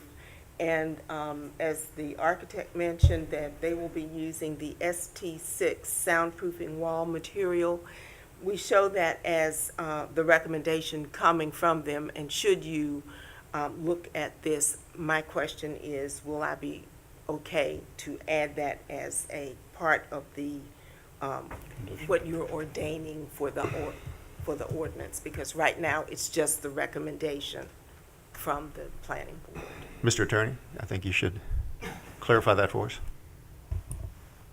The appropriate motion would likely include, and should include, the recommendation that came from planning board was for the two items, the wraparound porch and for the ST6, I may be getting that wrong, but what the materials, soundproofing materials. So an appropriate, if there is to be a motion to approve this rezoning, then you would want to consider whether you'd want to include those conditions or not. There's nothing to require you to include those conditions, but what came to you as a recommendation from planning board did have those. Would there be two separate actions, one to do the rezoning and then one for site plan approval? We now And include that in the site plan? We no approval? longer deal with those as dual, so we have it's all one time as a legislative determination. Okay, We got local use, local ruling on that. So, but if there is a motion, then if there are to be those two conditions included, the motion ought to include those. I'll make that motion to approve. I second it. And Joyce, if you would, be sure to include the language that is in my motion. Thank you. Motion by Mr. Franklin, a second by Ms. Gallman. Any further discussion? All those in favor, please say aye. Aye. Any opposed? I'm opposed. That's 6-1 with Mr. Zinger in opposition. Thank you. Very good. Thank you, council. Thoughtful discussion. Mr. Manager, we're up to new business, and I think, Josh, we're going to keep you busy again. Our ordinance and our discussion on Belle Grove.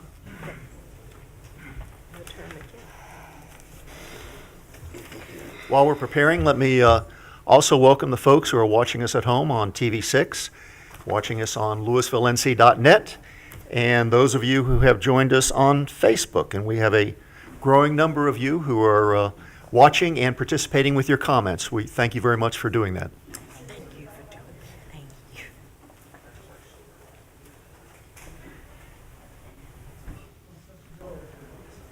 Ready?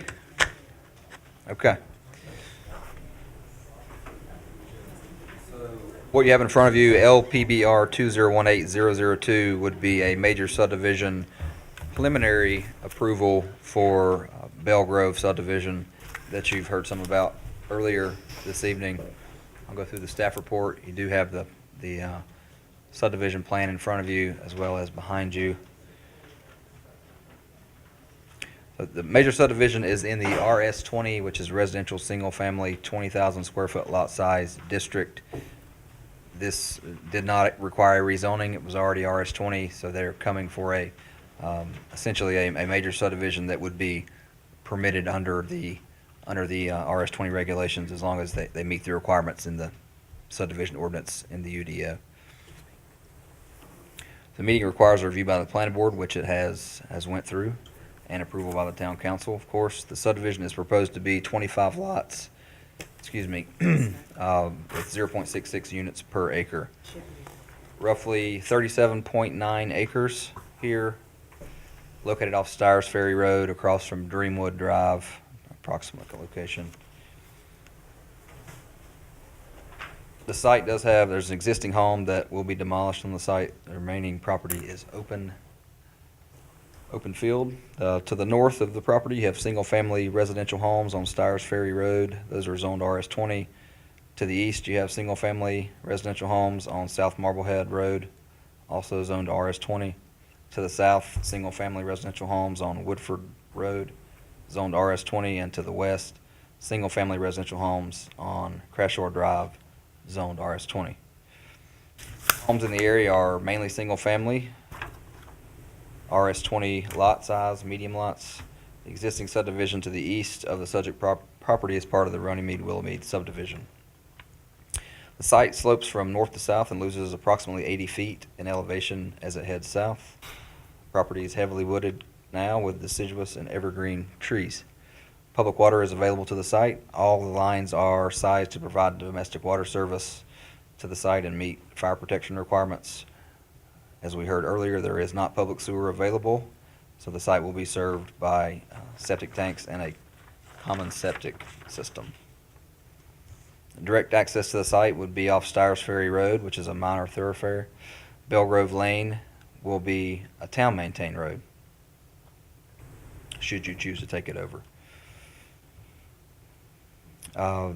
There are no adjoining subdivisions. The lots at 20 through 25 will be accessed from Stires Ferry Road, which are along the top of the plan. All other lots will have internal driveways. Comprehensive Plan 2015 describes this area as being single-family residential and being used as low density. The minimum lot size is 20,000 square foot. The proposed subdivision does follow these standards. The Legacy Plan recognizes this area as being located in the Growth Management Area 3, which is suburban neighborhoods. Legacy states GMA 3 areas should be used for increasing overall residential density. GMA 3 areas are where most of the growth has occurred in recent decades. Subdivisions in the GMA 3 cater to specific housing styles and price ranges. This proposed subdivision does fall into this category as well. The applicant is here to request a preliminary major subdivision approval in the RS20 zoning district. The preliminary major subdivision plan does adhere to the RS20 standards. Town staff is of the opinion that the request is in general conformance with the town's comprehensive plan and legacy for the area. The developer has or will need to follow the major subdivision requirements as stated in Chapter D, Section 4. And I'll go through these. There's 8. Sidewalks will be required on both sides of the road. A Type 3 buffer yard is required adjacent to all thoroughfares and collector streets, and I'll come back to that one in a minute. Street names must be provided. Street trees shall be provided every 45 linear feet of roadway.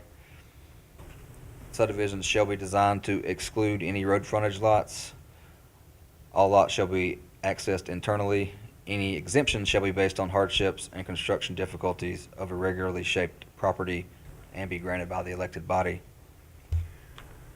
Watershed and watershed calculations must be shown. Must follow the stormwater runoff control as stated in Louisville UDO 3-5.2 for low density requirements.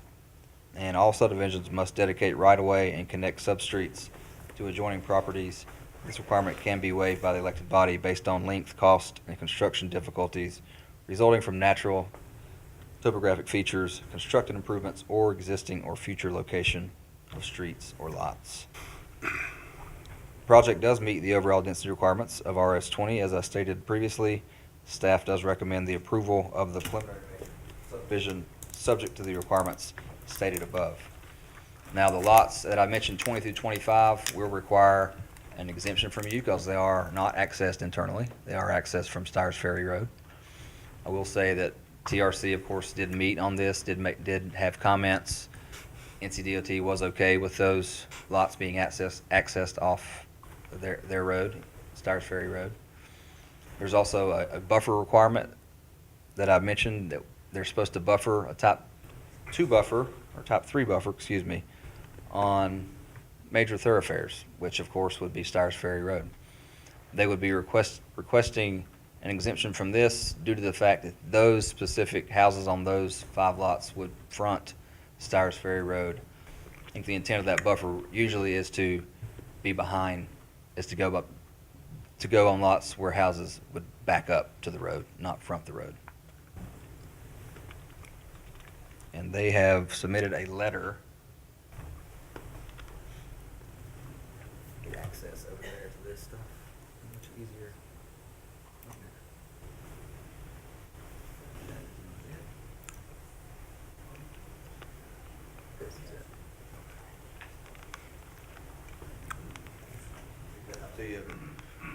Essentially what they're doing is requesting that the buffer yard be something that you take into consideration for lots 20 through 25, as well as the other information I mentioned to you about the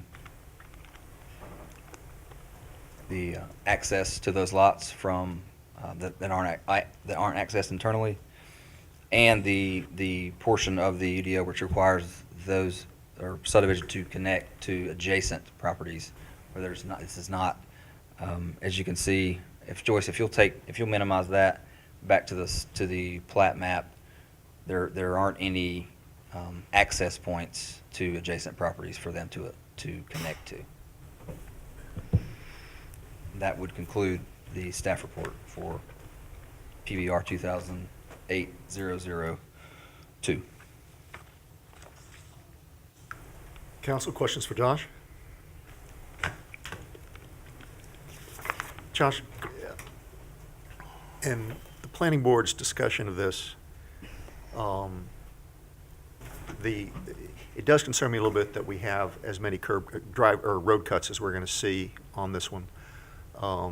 They appear to be relatively close in proximity to each other. I'm curious if there's any other place in town where we have this many residential driveway cuts this close together.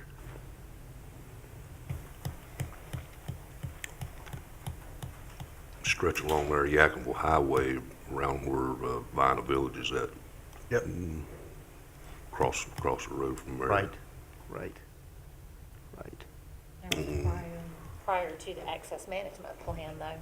Well, I'm just saying that you were asking if there's any places where there was. Yeah. You've got cuts all up and down Louisville Clemens Road, and Yeah. you've got just a handful of different areas that have that. Of course, that's one of those things that y'all have the ability to consider. Well, this is a state road. That's correct. And the DOT has reviewed this, and they've determined there's not a safety issue.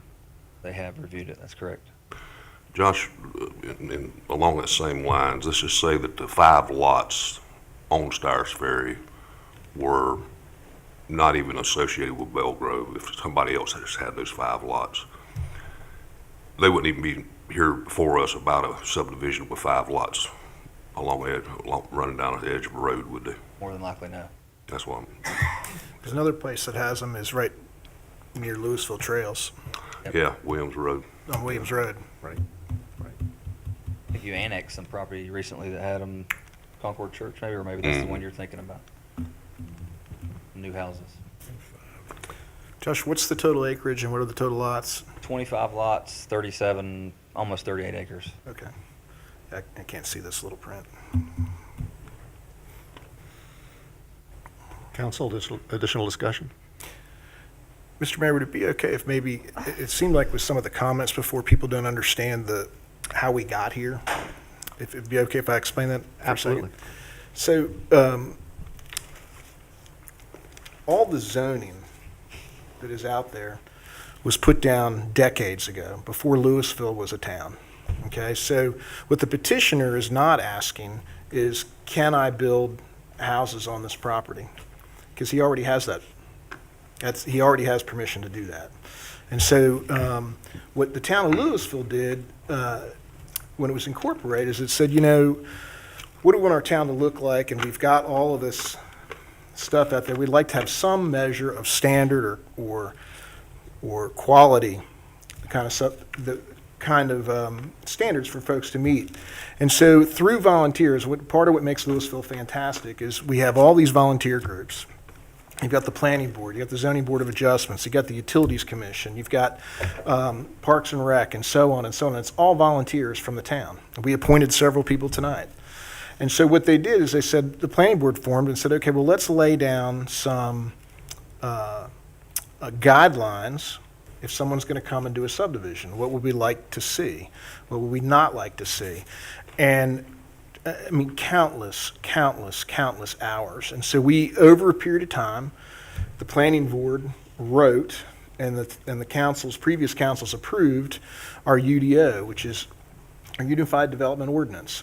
And so what that does is it says, okay, we acknowledge and understand that we have a bunch of property that's RS20. So if it's going to be RS20 and someone wants to do a subdivision in it, what do they have to do? And so when they come here tonight, what he's saying is here's my subdivision, and I believe that it meets your standard. And so that's kind of what we're looking at. To touch on the whole idea of septic, everything on that side of Shalford Road is septic in the whole town.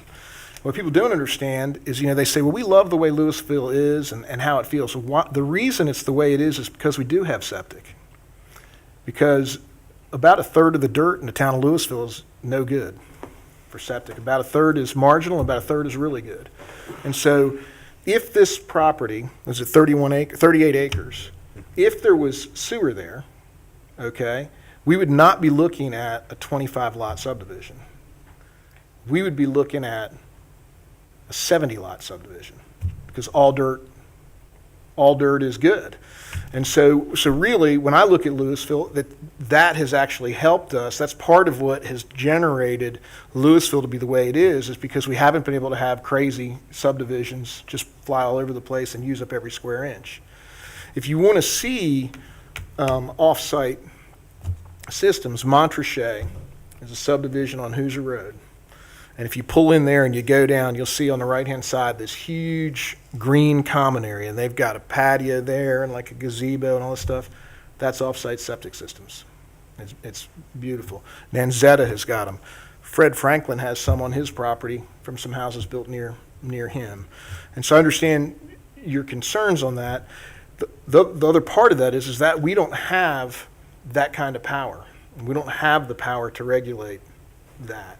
That's regulated by someone else. I will tell you, being in the building business for 25 years, those are not regulations that are getting easier, okay? They're constantly getting tighter and tighter and tighter and tighter. And so I understand your concern.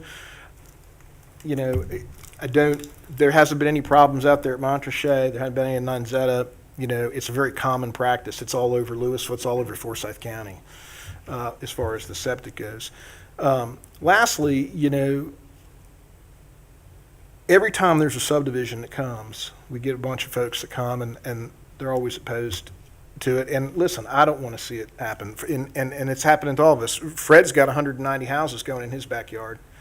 And he grew up here and remembers farming it. And so, this next one that's coming up is in my backyard. But it's not about, change is never easy, but it's not necessarily, when we sit up here, we're not in a situation where we have the kind of power to just say, well, I don't want that. It's about what has been laid down and what is allowed and what isn't allowed, and what meets the code and what doesn't meet the code. And so we've spent a lot of time, Ed back there spent a lot of time with us on the Planning Board and Utilities Commission, a lot of time, a lot of volunteers, hours to help create stuff so that when we knew eventually this stuff was going to happen. And so that's why we're at the spot that we're at. It's 25 years of us looking out, me and then previous councils and previous planning boards and so on and so forth to help us regulate this stuff. I appreciate that it's going to be a change. Change is interesting. It's the only thing that's constant. And so I want you just to understand that with some of the common stuff, we just don't have some of the power that you would think that we have, and it's really good that we don't, okay?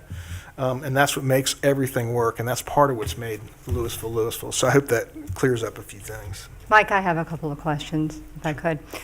So first, thank you all, and I'm here to say that I don't think any of us are here without the understanding that change is a necessity. But my question is going to be addressed to the developer or to the representative, and I'm sorry, I forgot your name, so please forgive me. But I too want to see your questions addressed, and I think what you guys are looking for here is just an explanation, right? So again, they understand that change is here and we're all for it, but you want an explanation. So I'm going to try to see if I can get some questions answered for you.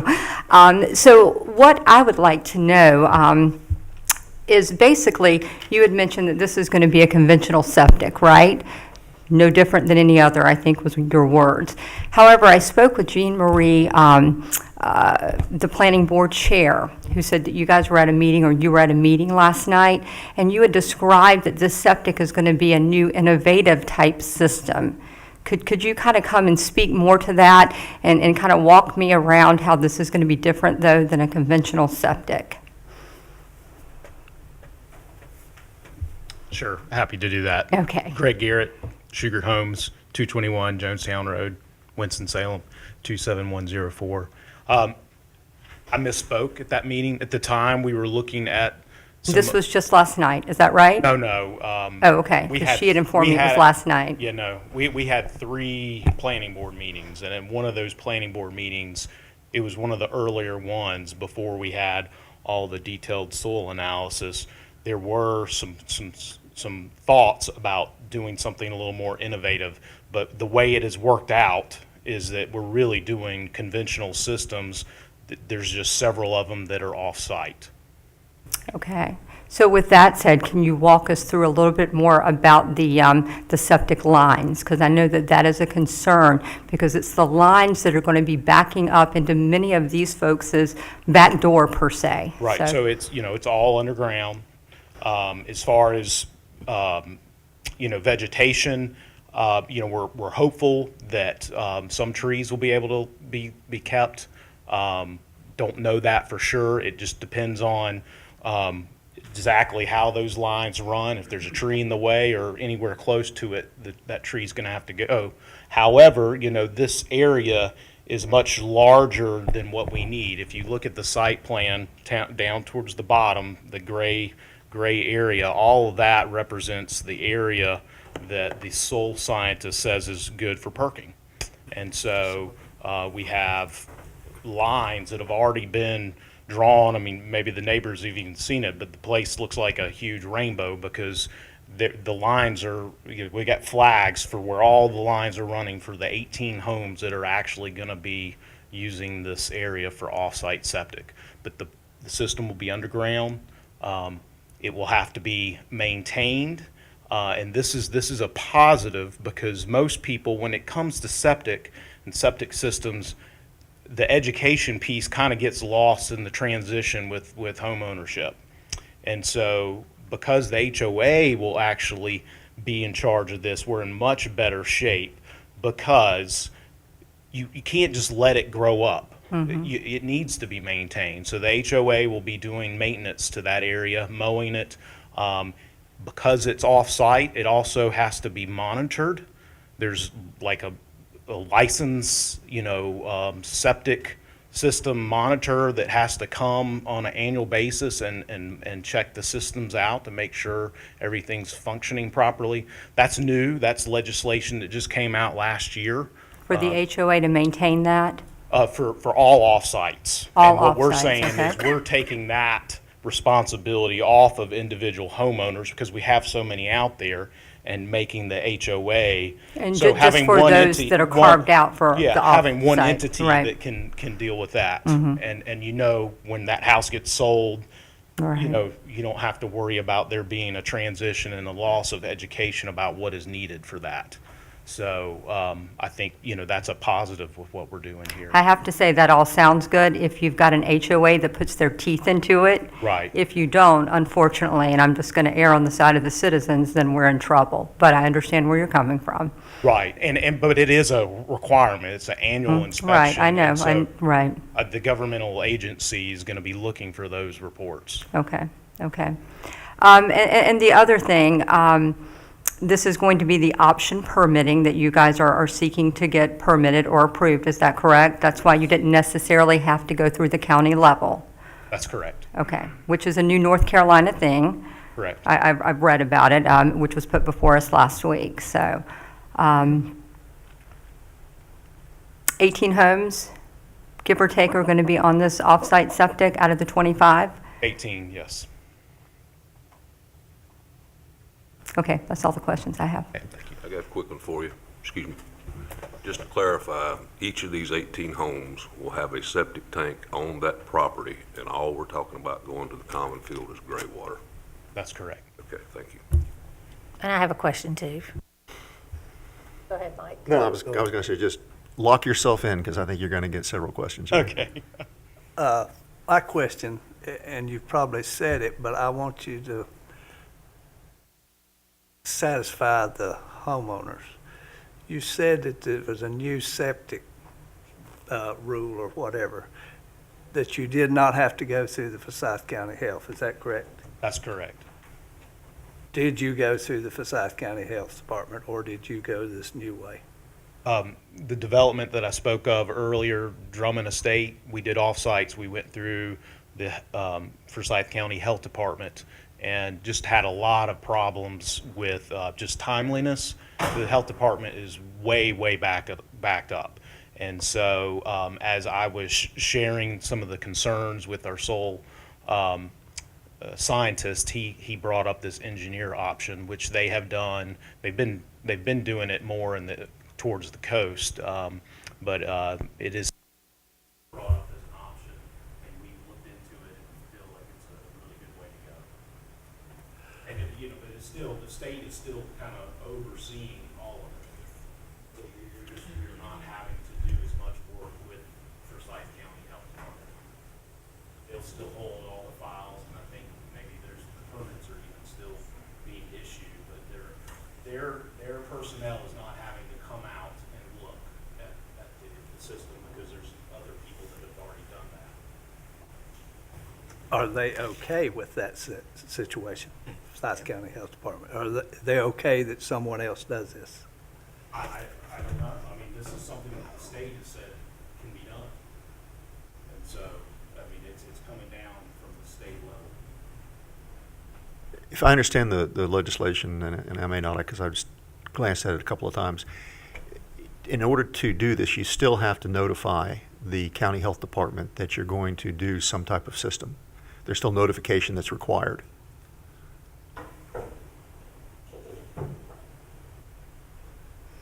That is correct. There's notification, and the files will be maintained at Forsyth County Health Department. One of the things that as we worked with the City County Utilities Commission, who notified us, worked out an agreement with them to notify us when new subdivisions are going to be built adjacent to town. We are working on that same kind of situation with the health department, because this concerns me a little bit, that there are things that can occur within the municipal limits of Louisville that we don't know anything about.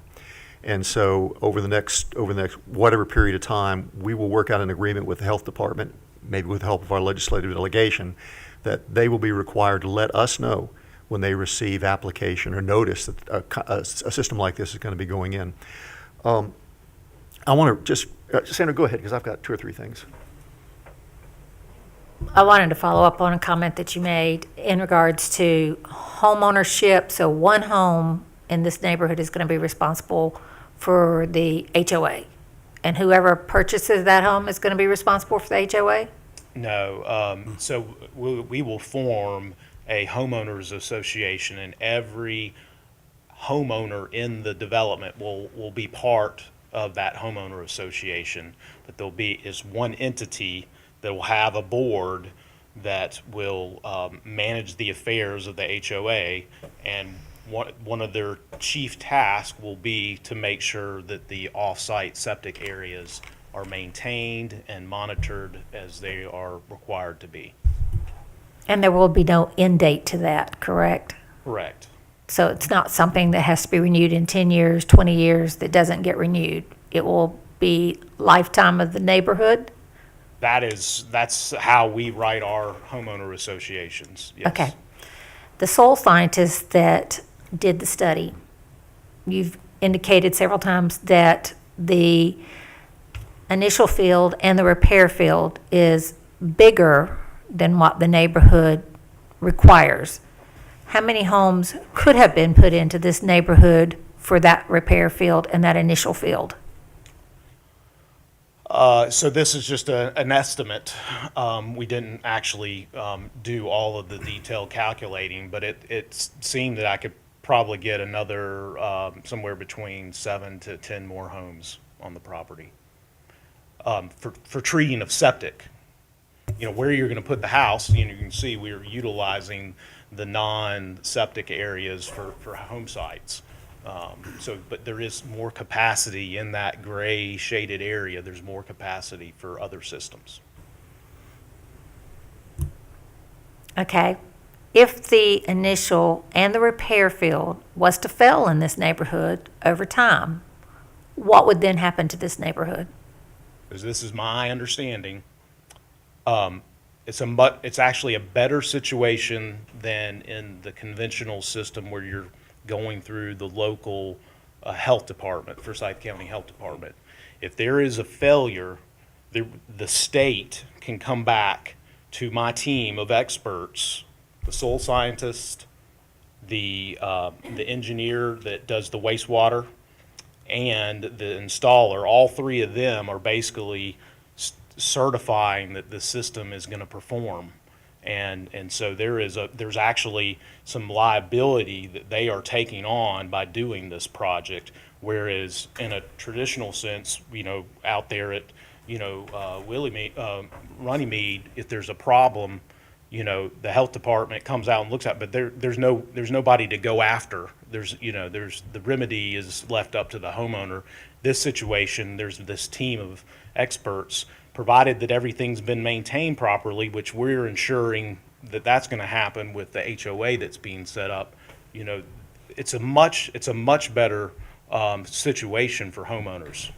I've got to interject here, but you're still putting in nothing different than a conventional septic that is basically what Forsyth County puts in at other home sites. And when you have an HOA that's overseeing, many HOAs fall apart.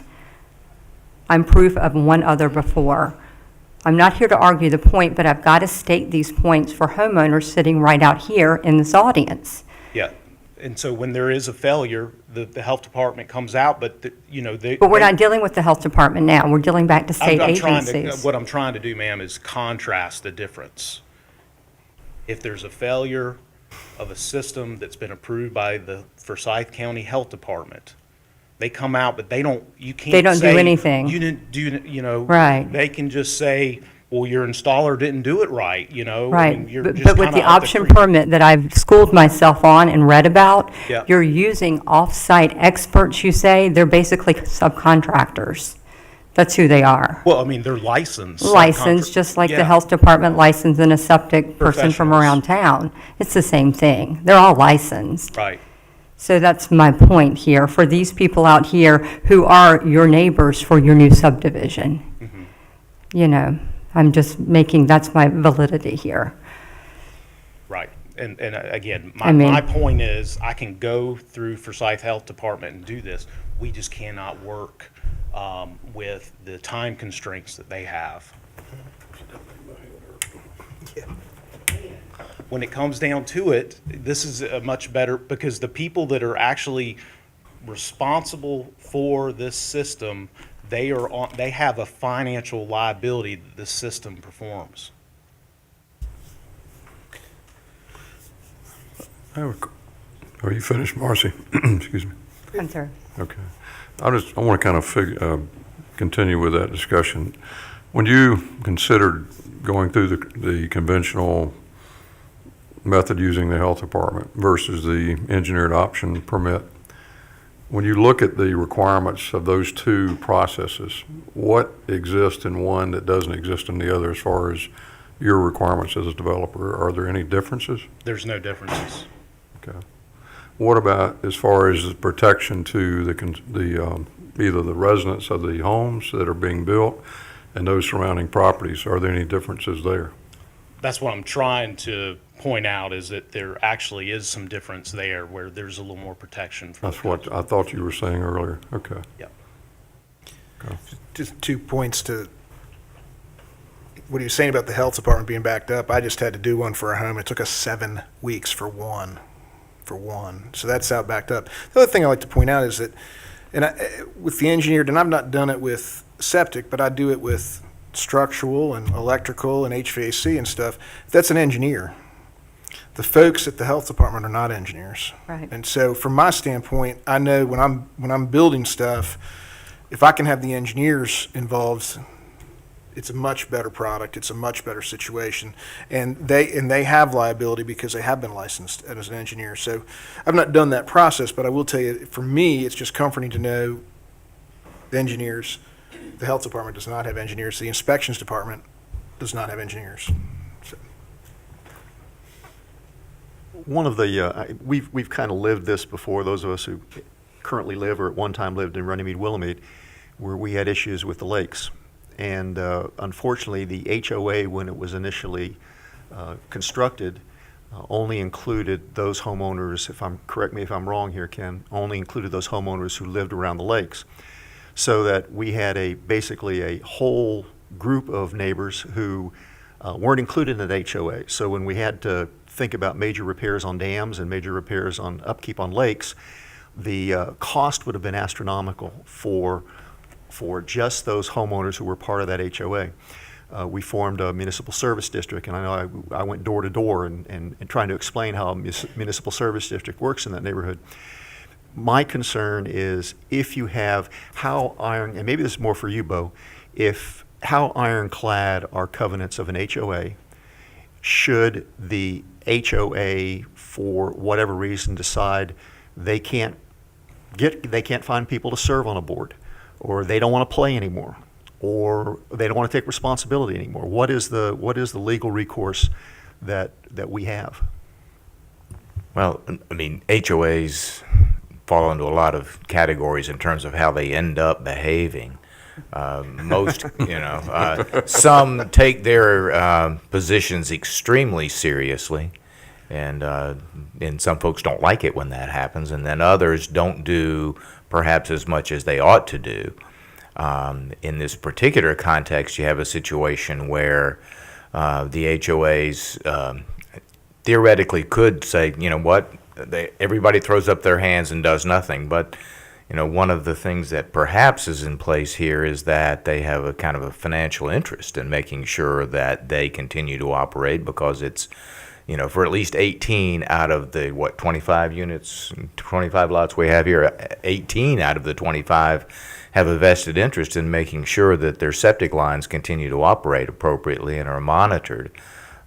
Because if they don't do it, then their own home, the right to remain in their own home is at risk. So there's a certain self-interest involved in this particular case in maintaining the HOA. Will the HOA have the power to assess? Yes. Okay, and the recourse for a home, I'm in one of the homes I'm not one of the 18 homes that are using this combined drain field. I don't want to pay that assessment. So I'm assuming that the HOA has legal recourse at their expense to force some type of payment by all of the homeowners. Yeah, there will be there'll be two different tiers of dues. The people that aren't utilizing the offsite will have a different assessment than the ones that will be.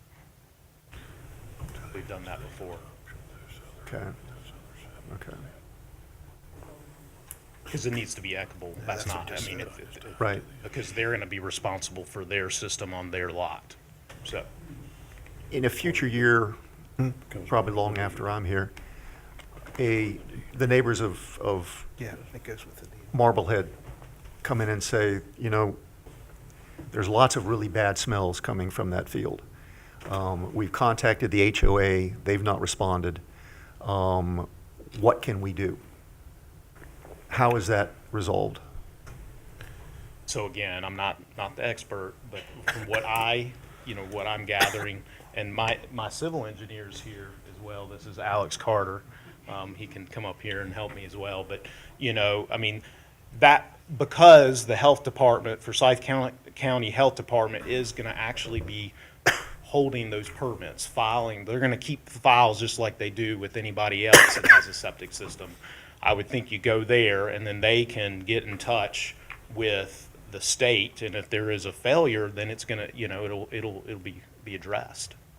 Okay, but the recourse there is not just left up in the air. The recourse is left. There is some remedy through the state or through the county. They're going to go to my engineer team and say, you guys need to get out there and see what's going on.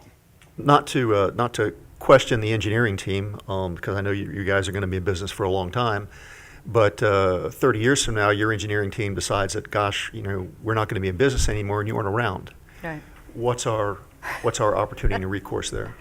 Well, you still ultimately have the homeowners that are there.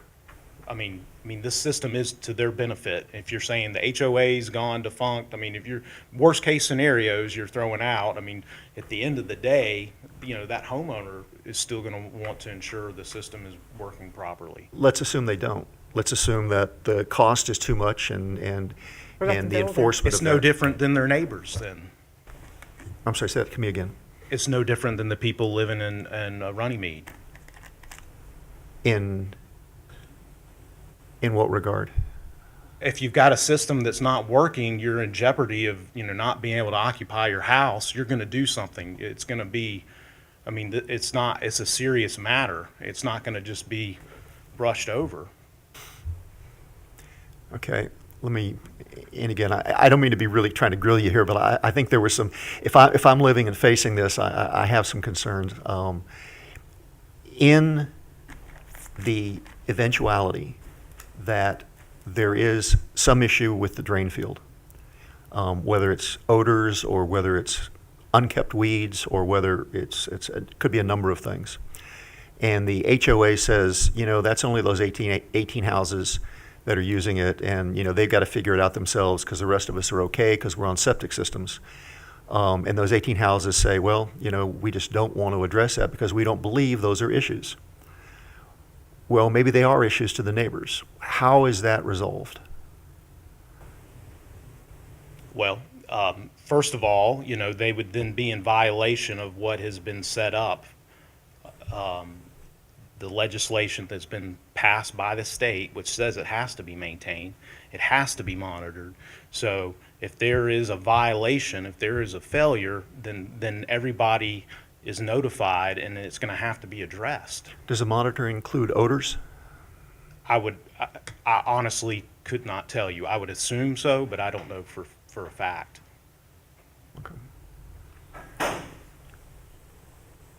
And Mayor, there would be ultimate liability. Each of the engineers, the soil scientists, everyone who makes a certification typically has liability insurance that would cover those transactions. So even if they cease to do business, their insurance company would still be answerable to that. So at a there's still later some time. pockets to go after.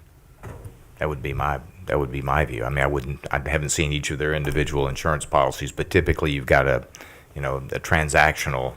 If they fail to do what they were supposed to have done at the outset, then there's going to be liability there and an answerable insurance company. Again, now we've seen insurance companies fail, but I think at some point there's risk in life, and I know that if my next door neighbor's septic system fails and I don't like the smell of it, I'm going to go after my next door neighbor, much as I might like him or her. And require that they do what needs to be done, and they'll be able to answer for it and have to answer for it. And I think what Mr. Garrett's saying is that it's the same situation here. Only we've got frankly more folks to go after and not fewer. Right. I really appreciate your patience with me. I'm trying to be sure I understand exactly all the things that are going on here. The issue. Are we through with? I'm kind of through with my questions on drain field and septic but I've got some others if there's no other on that topic. And if I might just add, and Mr. Zenger addressed this, I think at the beginning of his remarks about this is not an issue that the council's authorized to really make a ruling based upon. You may not vote against this because you don't like the septic system. You may not. The state and the county control that. That's within their jurisdiction, which is why we don't have in our UDO subdivision ordinance provisions dealing with septic systems, because we're not authorized to do that. That's not been taken from us. It was never granted to us. So if you remember the Dillon's rule, it's not something that authority was granted to this council to be able to rule on. Yeah, I understand. I'm just trying to I appreciate that, Bo, because that does delineate our line of authority anyway. I see the gentleman behind you standing up. I bet he would like to say something. I would just like to add something quickly if I can. Alex Carter, with Beeson and Carter Engineering. So we're doing the site planning, street engineering, erosion control, those types of things for the site. And I think there's a little bit of misconception that here we kind of show this gray area on the plan, and that's our off-site septic area. But these are individual fields. So each home will have an assigned location within that big gray area that will be their field. So it'll work just like the homes over in Runnymede. Their fields are on their plotted, lot, and their house is there, and their field is somewhere on that land as well. In this case, the lot we'll have a building lot, and then we'll have an off-site septic lot as well. So there will be an associated easement or parcel of land associated with each one of the lots. So it's an individual system for each homeowner.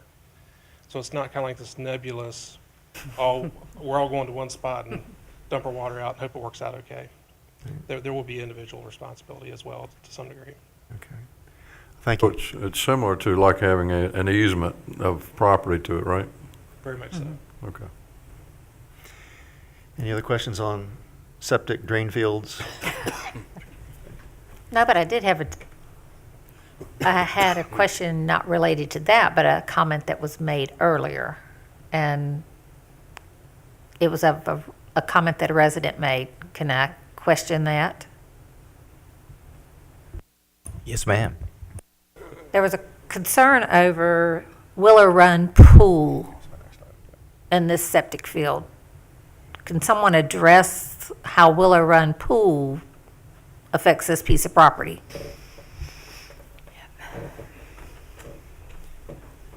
I'm going to guess somebody from the neighborhood who is familiar with the Willow Run. My husband Ken, you're getting pointed at. Please come up and give us a little explanation. I know we do have Ken, I know we do have when they do drain the pool, they do use certain property. We can kind of maybe clear this one out a little bit while the developer's here. Comes across the property. Okay, thank you. Mr. Tom Gilley, who would have been here, I'm sure, if he was here, he's in Montana. I am not a member of the pool, nor am I on the pool board. I am under the impression that there is concern. Actually, it was brought up at a, quote, hi howdy meeting by Mr. Gilley to Mr. Garrett. He said, we have a pool here that we've had a historic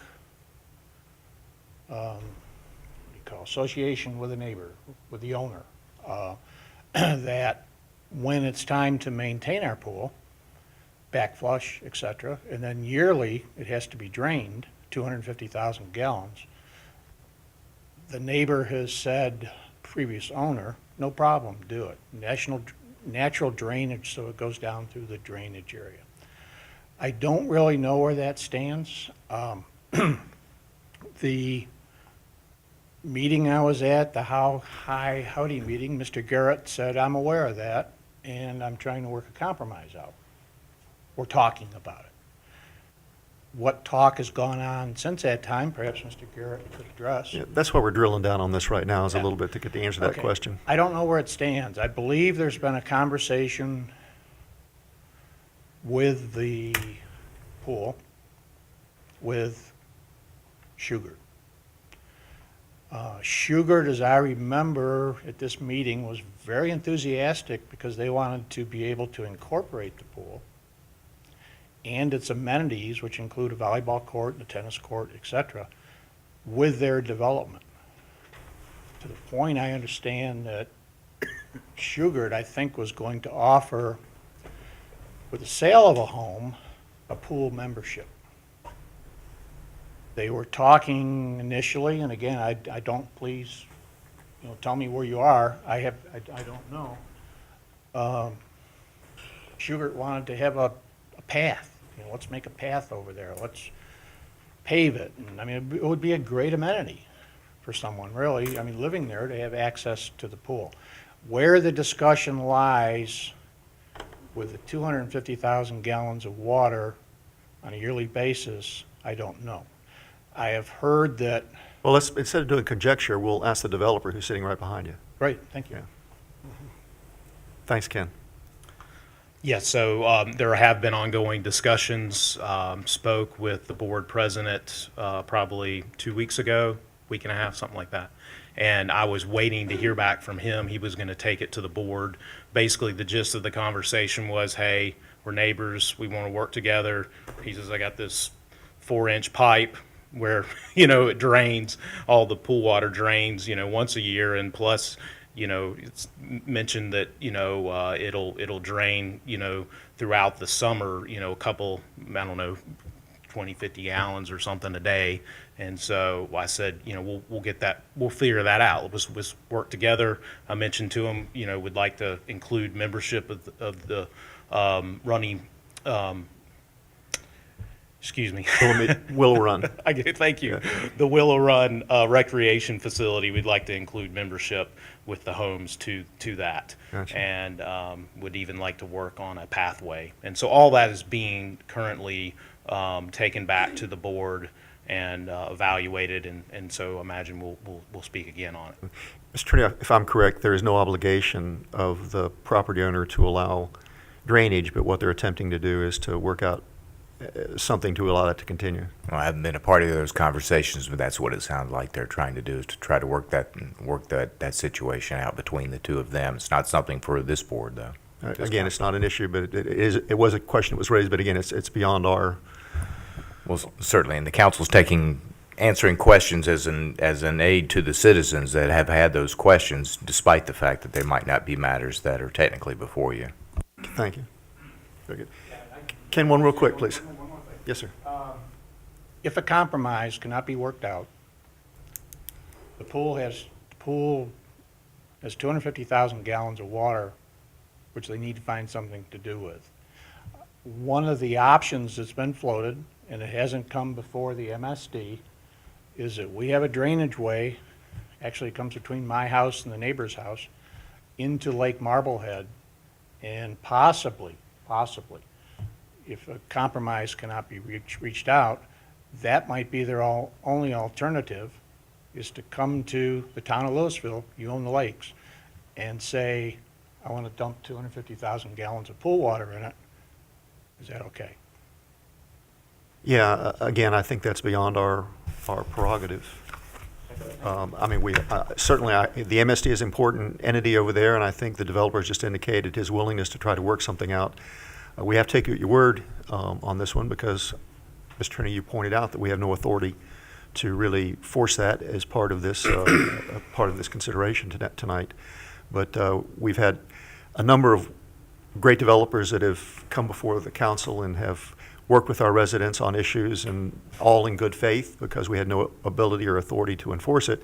And all those developers have followed through on the intentions that they've expressed. So we're going to kind of take you at your word that you'll be able to work something out with this group. I happen to know the folks who are on the pool board, and I find them somewhat reasonable because they've been selling memberships there for a long time. A lot of kids have been on swim teams there, so I'm hoping you can work that out. Thank you. Council, any more discussion? Entertain a motion.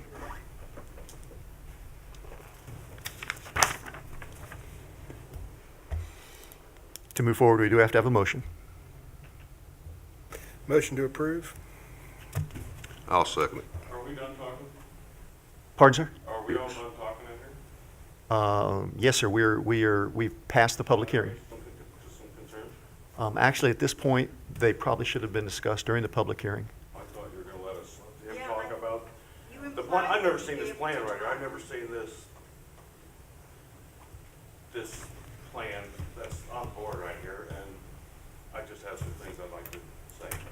And it was implied that we would be able to. You said you could speak later. Yes. Well, you can at the public forum, which is at the end of this, but your opportunity, I will be glad to reopen Mr. Kearney, can I do that? There Never was. was no public That's right, we hearing. don't have a public hearing on this, that's exactly right. Your advice, Mr. Attorney? This is a council review for compliance with the site plan requirements for subdivision, and there was no public hearing. They certainly can address I guess they have several avenues to address questions they may have, and I can't ask what they might be, but certainly they can speak with the developer and address any questions they may have there. There is the final public comment section near the end of the meeting, at which time questions may be asked, but that's not a colloquy, as you're aware. That's simply a time to present any questions or statements that they may wish to have. But there were a number of folks who spoke near the beginning at the initial public comment section. That would have been the time to raise questions. We don't technically have public hearing during subdivision site plan review process. My question is based on something that's said by the guy that was talking about the plan. It has to do with elevation and drainage.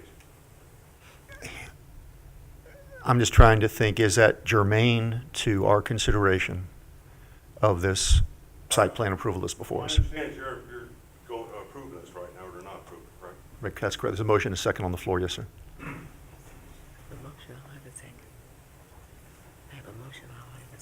Can I speak? Counsel, it's your, this is kind of out of the ordinary and certainly a process that we're flexible on, with your indulgence. I have no problem. I have no problem. Very good. We'll go ahead. Yes, sir, if you would, please. And again, state your name and address. Thank you. My name's Scott Shannon, and I live at 1660, which is on the very corner of the map right there. That's my property. So, I apologize for not really understanding the procedures. That's okay. We're flexible as we're showing. But my concern is that earlier he had said that the elevation is 80-foot drop from top to bottom, north to south, which means basically that whole thing drains on my property. So now you're saying that 18 people are going to dump their stuff in that gray area, which in turn is going to come to my property. So that's just my concern. And I'm sorry, I'm nervous, but take your time. Obviously, we have a lot of concerned people, and most of them I know live along that line there where the drain field is. So, is there going to be a wall there? Is there going to be? I'm concerned about drain water. Sure. Coming down as well. Now you don't have any trees. You don't have any nothing to block rainwater from coming down to my property. I understand. Okay. I understand what you're saying. But that's just my. Yeah, that's an engineering question, and Bo, if I understand And the especially if something goes south, the guy on top, I'm going to be the guy that's going to have to deal with it. I understand. Thank you. Well, there's septic. There are two separate issues, I think, being kind of mixed together a little bit. One is the septic issue, which we've discussed at some length, and I think is Mr. Zinger, who's aware of these things as well. All of that portion of it's underwater for filtration by the soil there, and won't leave the site, and it'll be filtered there. The additional question I think the gentleman was raising was one having to do with stormwater runoff, and those controls are also required to be met and will be controlled by the appropriate stormwater authority. And so they will have to be addressed. Unreasonable runoff is not going to be allowed. You would have right to seek redress if that were to happen. Thank you. Okay, Ken. Come on up here so we can have it on our tape. Thank you.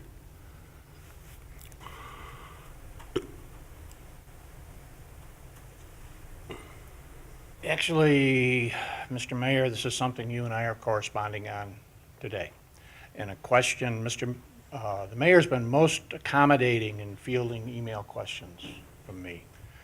Question I asked today, if you had a chance to see it, is I understand that a low-density development in the town of Louisville basically voids it from stormwater BMPs. And what my neighbor is asking, and I've already heard it said by Josh, I believe at your workshop meeting, that stormwater BMPs will not be required because it's a low-density subdivision. What my neighbor is saying is, you know, how come there's not going to be any berms? How come there's not going to be a detention pond? How come there's not going to be something to stop that water? That's a question I've got, because all of Louisville, it's going to be on septic, right, is low density. Does that mean that there will be no stormwater BMPs considered anywhere?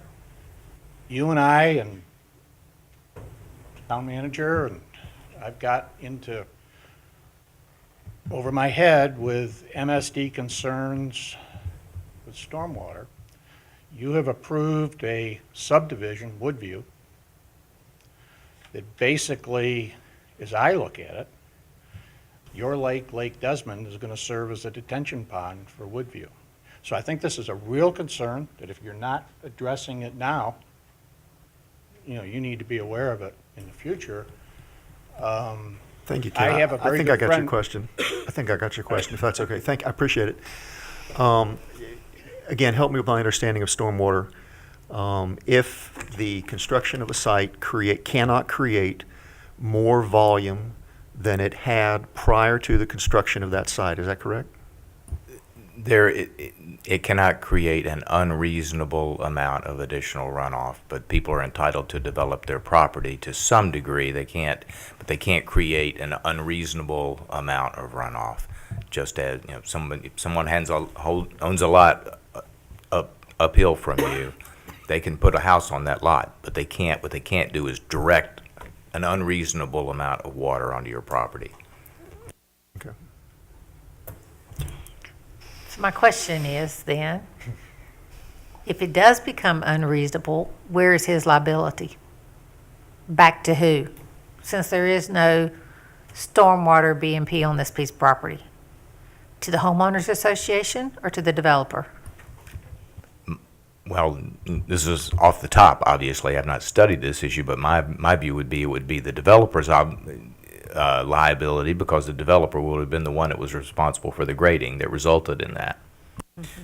The other thing, if I could add in terms of process, the stormwater folks in Winston-Salem, Forsyth County are really, really, really tough. And so before he turns any piece of dirt, and I mean, I see some guys back there who know, they have to submit a grading plan. They have to submit stormwater plan. They have to submit, I mean, it's unbelievable the paperwork you have to go through. So all of this is looked at. It's all got calculations, how much additional water is created because of impervious surface, where is it going to go to, how much gallonage is going to be, and so on and so forth. So it's not just a willy-nilly, well, we're going to go throw some houses in here and here we go. It doesn't work that way. And it's not the kind of thing where you can walk in and get a grading permit in 10 minutes. You submit drawings, they come back to you, they say, well, we don't like that, we want you to do this. What about this? They ask questions. And so I just say that so that folks can understand that it's not, if you've had to deal with the inspections department downtown, I mean, there's nothing easy. It's very well regulated, and stormwater particularly is. And so that, you know, I know that doesn't deal directly with your specific issue. What I'm saying is stormwater downtown, when they issue a grading permit, are going to look at all of this, and they're not going to let it get away. Thank you, Jeff. One last comment, and then we'll need to go ahead and call question.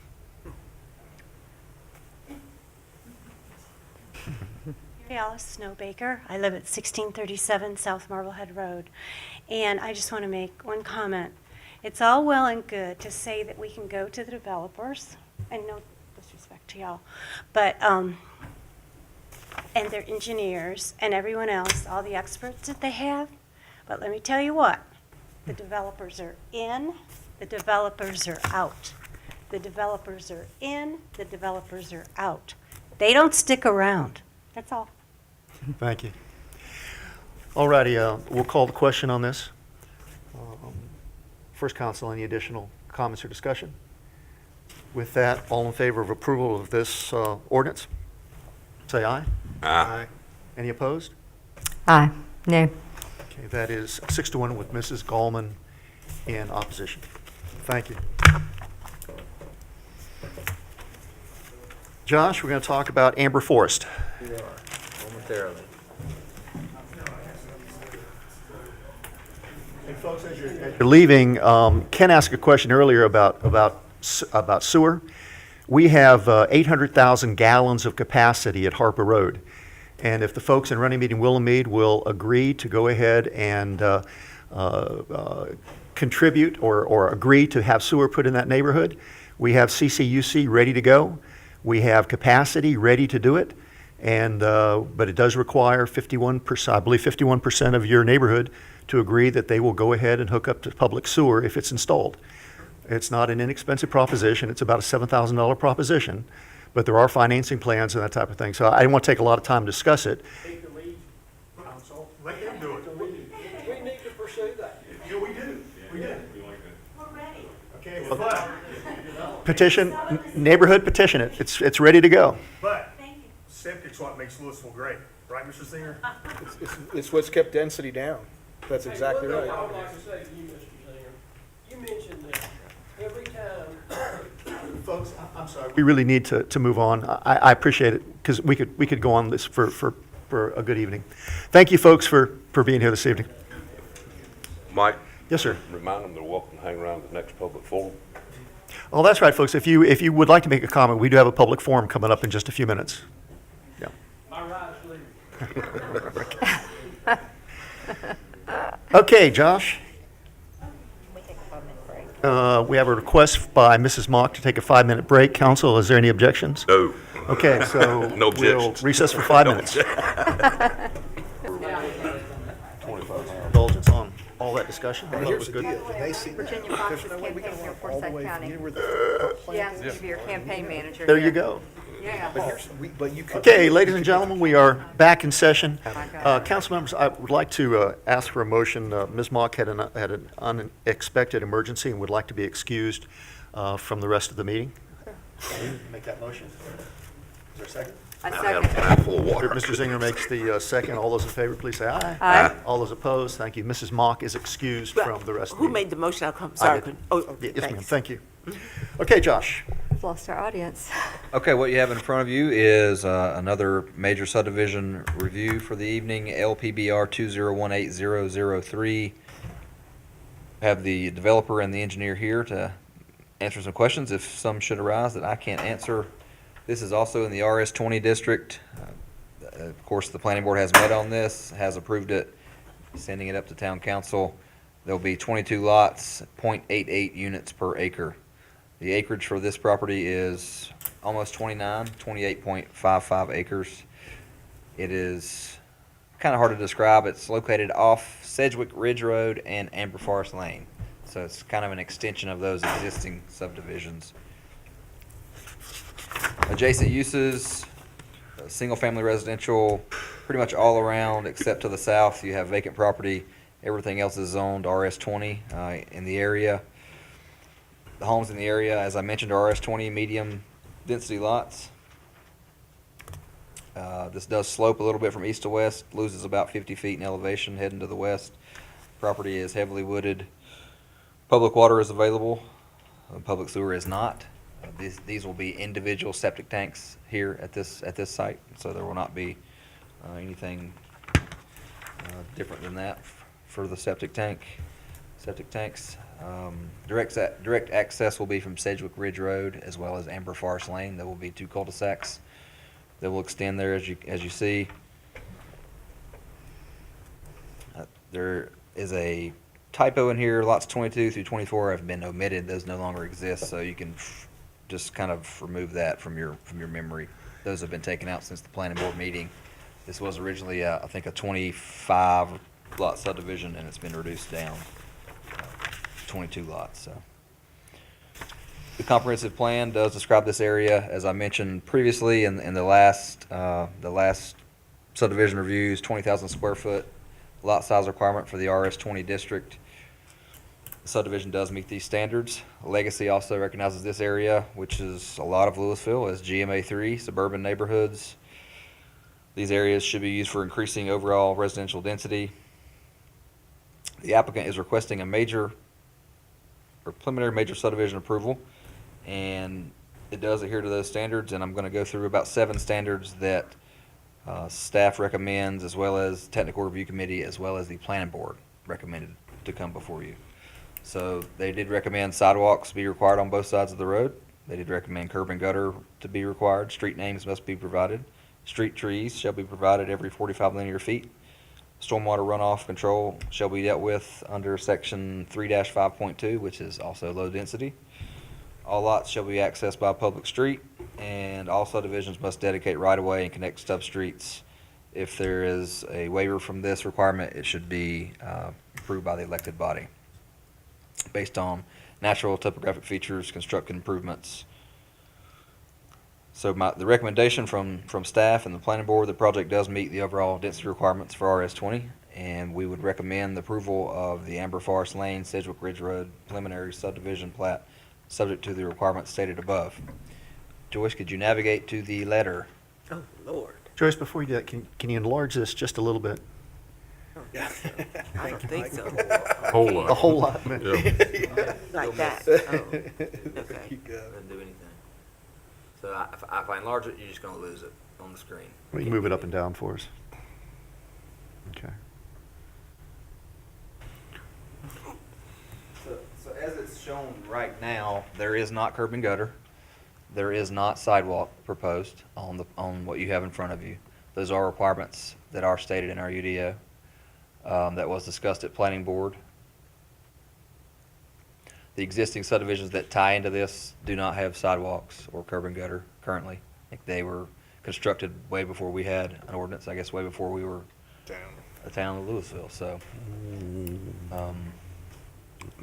Street trees are not shown. Yeah, I think the street trees may actually be shown there. Can you pull up the letter now, Joyce? Is it a PDF? Yep. So letter for exception. Right there. Yes. So this is a letter from the engineers. As you are aware, the preliminary subdivision, I don't want to read this to you, but what they are doing is proposing ribbon pavement, streets with no curb and gutter, pavement width of 20 feet, which is allowed in our subdivision ordinance, and they're proposing to not install sidewalks. Yeah, they also understand it doesn't meet the requirements of the development ordinance. Can you scroll up a little bit so they can see it, the bottom of it? Sure. Oops, too far. So they've got a variety of reasons for requesting this. They feel it's consistent with the Forsyth County Development Ordinance language that talks about exemption from curb and gutter where a pattern of existing ribbon streets makes new curb and gutter streets impractical. Also, they feel it's a reasonable exception with the inconsistency between the street sections would seem to indicate incompatible neighborhoods and segregate the communities. Secondly, the overall density of the project is less than 2 lots per acre and will be developed in accordance with our stormwater. So the plan is back up on the screen. Mr. Smith, you requested me put it back up, so. Yeah, I think I got my Okay. answer. I was trying to figure out the length of that street extension. It's not long enough to worry about the traffic calming. Right, okay. I'm good. How many homes again, Josh? 22 lots. 22. Streets. Couple of quick questions.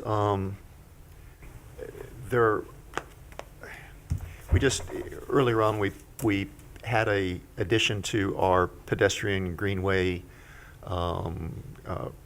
ordinance that we passed, which allowed the council to make some determinations about requiring sidewalks should there not be connectivity with any place else or the future prospect of connectivity with any other sidewalks or greenways. Does that situation apply here?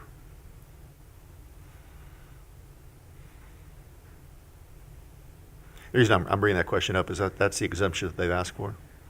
Typically those really refer to the sidewalks that would be on the exterior of the property, not interior. Does that make sense? Like on thoroughfares? Thoroughfares, okay. Thank you, that's better. My only comment on the curb and gutter, I've just been thinking about it back and forth. You know, the curb and gutter is going to collect more water, so it's going to eliminate the ability for it to dissipate. And so I'm not advocating either way. I'm just kind of thinking through this thing out loud. And so it would seem to me that at some point, because this thing all runs downhill,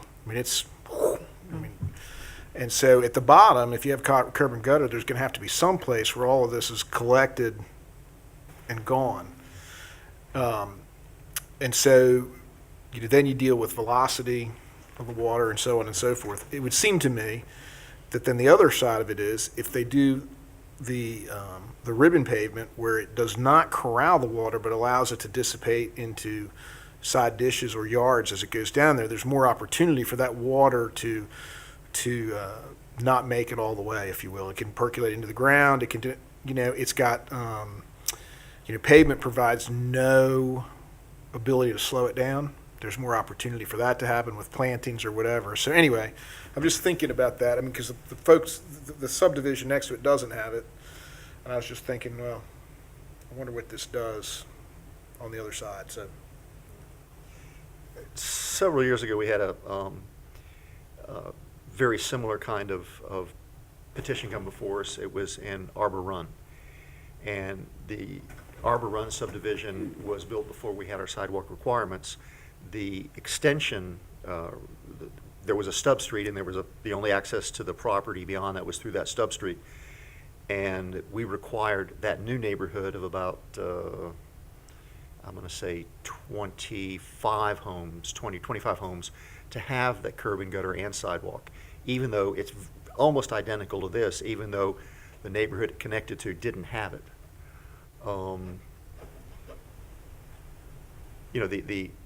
The intent of sidewalks is clearly to promote neighborhoods, people getting out and walking and getting to know each other. I'm wrestling with this a little bit because we do have a precedent in the past where we did require almost an identical neighborhood to put the sidewalks in and the curb and gutter.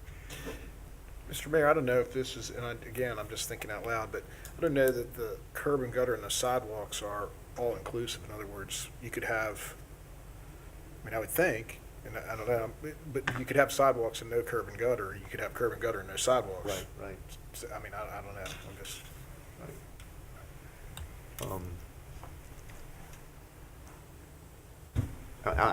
I'm pondering this in my mind because I think I realize curb and gutter is an expense. The road, Sedgwick Ridge Road and the other road leading in, they are identical roads, same width, ribbon roads. Yeah, they are. And they use regular ditches for drainage. Mm-hmm. Okay. And council, any other thoughts on this? I mean, I know I'm rambling a little bit on this, but I know we have somewhat of a precedent where we required. I think in this particular case, and again, we all need to be slow about this, but I think that the developer has, in his letter, made a reasonable request due to the lead-in roads. Again, this would be out of character with what everybody would be driving by to get to these 14 lots in the Sedgwick Ridge and 8 lots in the Ashley Forest or whatever. So, I think the request is in this particular case is not unreasonable. Now, how will that impact us in the future with other subdivision requests if we grant this exception or the request for the exception? I'm not sure. Sometimes it's the good old unintended consequences things. But you think you're trying to balance and do the right thing. I hear what Jeff's saying. I'm familiar with the topography of this land. This is stuff I grew up riding dirt bikes and hunting rabbits on, so it would be out of character if we require these regulations to be fulfilled in here and require sidewalks and street plantings and all. It's just going to look a little out of character. I just leave it that way. So. I'm sorry, if I recall correctly, the Arbor Run neighborhood did have curb and gutter, so it was reasonable to require that, I think. But the sidewalk. They did not have sidewalk. They did not have sidewalk. But they did have curb and gutter. gutter. But they did have curb and gutter, so it's not quite exactly the same. Yeah. Maybe I misunderstood. Fred, you mentioned something about the street plantings, but this, if I'm looking at this right, this has got street trees on it, right? I didn't say anything about tree. I just talked about Okay, the I'm curb sorry. I and gutter. misunderstood. I misunderstood. Yeah. And don't think trees was mentioned in the letter of request either. It was basically the curb and gutter and the sidewalk.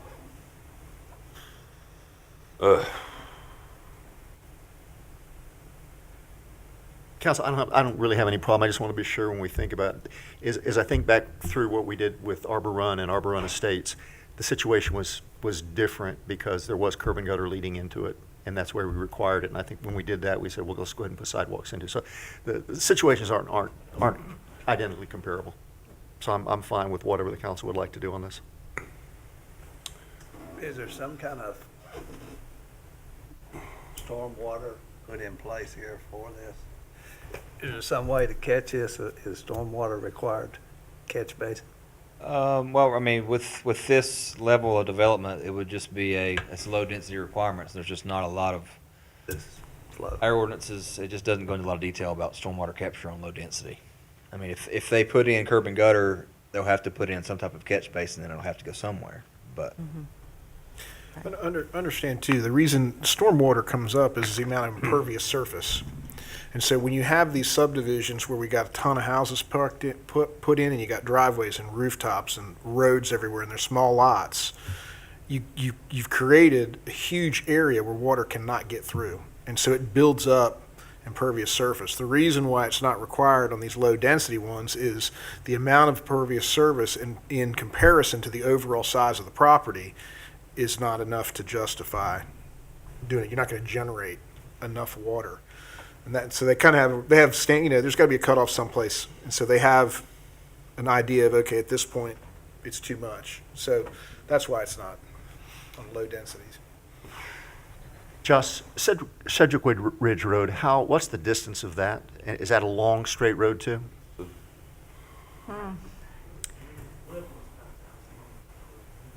Yes, they're both. About the extension or the existing road? The existing road. Sedgwick Ridge is much longer than Amber That's a Forest. pretty Right. good trip back down there. And it's pretty much of a straightaway, isn't it? It does have a few Curve, curves in yeah. it, but. Not straight. So we basically are extending a straightaway for people to decide they want to speed on. That's Louisville Trails has that issue with long, straight roads, and that was a connection of neighborhoods.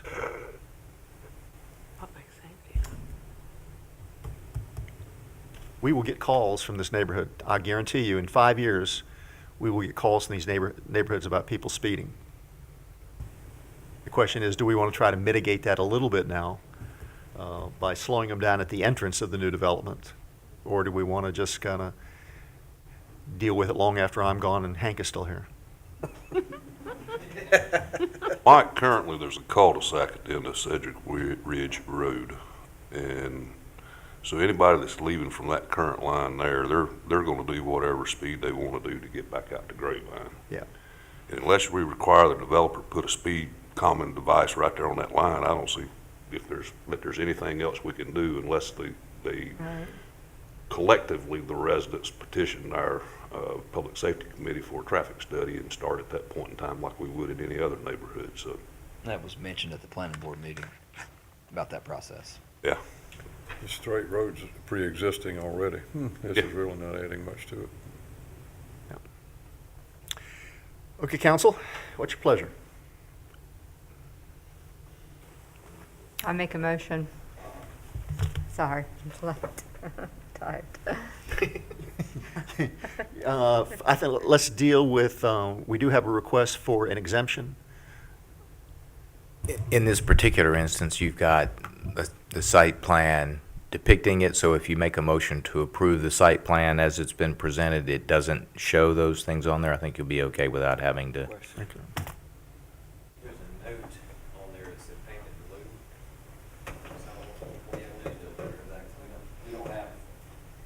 lieu. There was discussions of a payment in lieu, but we don't have that in our ordinance, so we don't have that authority right now. Okay, gotcha. This neighborhood doesn't have streetlights? No streetlights planned? No? Yeah. Okay. You're aware of our dark sky ordinances and what we try to do to prevent light spill and those types of things? Great. Ms. Goldman, you want to make that motion to approve the site plan? Sure. I make a motion. Second. Ms. Gold makes a motion, Mr. Zinger makes a second. Any further discussion? All those in favor, please say aye. Aye. Any opposed? Very good, that's unanimous. Gentlemen, thank you for your investment in Louisville. You're gonna leave? You guys are gonna leave? We still have hours. We're just getting started. Getting cranked up. Okay, Hank, you have our Christmas decoration resolution money that you want. I'm sorry, 2018057, awarding a contract for the placement of Christmas tree decorations on downtown Louisville to Elite Landscape Service and Nursery Incorporated in an amount not to exceed $11,563.00. Motion to approve resolution 2018057. Second. Mr. Zinger makes a motion, Mr. Smith makes a second. Any further discussion? Or any discussion, as I might say. All those in favor, please say aye. Aye. Ho, Any ho, ho. opposed? Oh, you have? No, ho, ho, ho, instead of an I, ho, Oh, ho, ho, it's Christmas decoration. Motion carries unanimously. Hank, MPO assignment points. We talked about this at briefing. Yes, we did. We have Resolution 2018060, and this is to indicate for the town to where it wants to place its points for MPO point assignment for Spot 5.0 project. The resolution that you have in your packet designates our support would be for project H170700 for Spot 5.0. Any questions for the manager? Entertain a motion. Motion to approve. Second. Mr. Smith makes the motion, Mr. Franklin makes a second. All those in favor, please say aye. Aye. Any opposed? Thank you, that's unanimous. Okay, we're down to our Piedmont Triad Regional Council. Right, as we alluded to earlier, Mr. Josh Harold is leaving us, and like we had last time when we had a vacancy, not too long ago, we did contract with PTRC for part-time planning services. They do have enough time to provide us the same services. Again, we're not getting as many hours within the monthly contract. They're contemplating about 48 hours a month that we think we can probably keep the car in the road for that amount of time. That will include a day here, a balance of time spent at PTRC's offices, and then meetings with the planning board, and then I think we can negotiate meetings with town council as necessary. My goal, as it was last time, was to have the position filled from start to finish in a 3-month period. That's allowing selection and whoever gets the applicant or gets the job to be able to give notice to their current employer if necessary. We will not spend this amount of money, but we do contemplate worst case scenario. It could cost as much as $14,500. I think last time it cost less than 10 for our time with PTRC. So this budget ordinance is 2018052, and this is amending budget ordinance 2018001 an amount to $15,000 to fund a contract with Piedmont Triad Counselor for current planning services on a part-time basis in an amount not to exceed $14,500, and to fund the cost to advertise the new planner position advertisement for an amount of about $500. Do you think Black Mountain has a planner they want to send down here? They may. They may. Okay, very good. Any questions for Hank? What size shirt they wear? Any questions for Hank? Entertain a motion. Motion to approve. Second. Mr. Smith makes a motion, Ms. Goldman makes a second. Any further discussion? All those in favor, please say aye. Aye. Any opposed? Thank you, that's unanimous. Next is Resolution 2018061, and this is awarding a contract to Piedmont Triad Regional Council, or PTRC, for planning services in an amount not to exceed $14,500. This is not going to be necessarily $14,500. These will be on a monthly charge based on the hours performed for the town, plus travel and other expenses are included. I believe it comes out to just less than $4,000, around $4,000 a month if we have all the expenses for 48 hours. And we're just going to do it on a month-to-month basis, and I believe we will underspend this amount. Any questions for the manager? Entertain a motion. I make a motion. Second. Ms. Goldman makes a motion, Mr. Franklin makes the second. Any further discussion? All those in favor, please say aye. Aye. Any opposed? Thank you, that's unanimous. Emergency proclamation.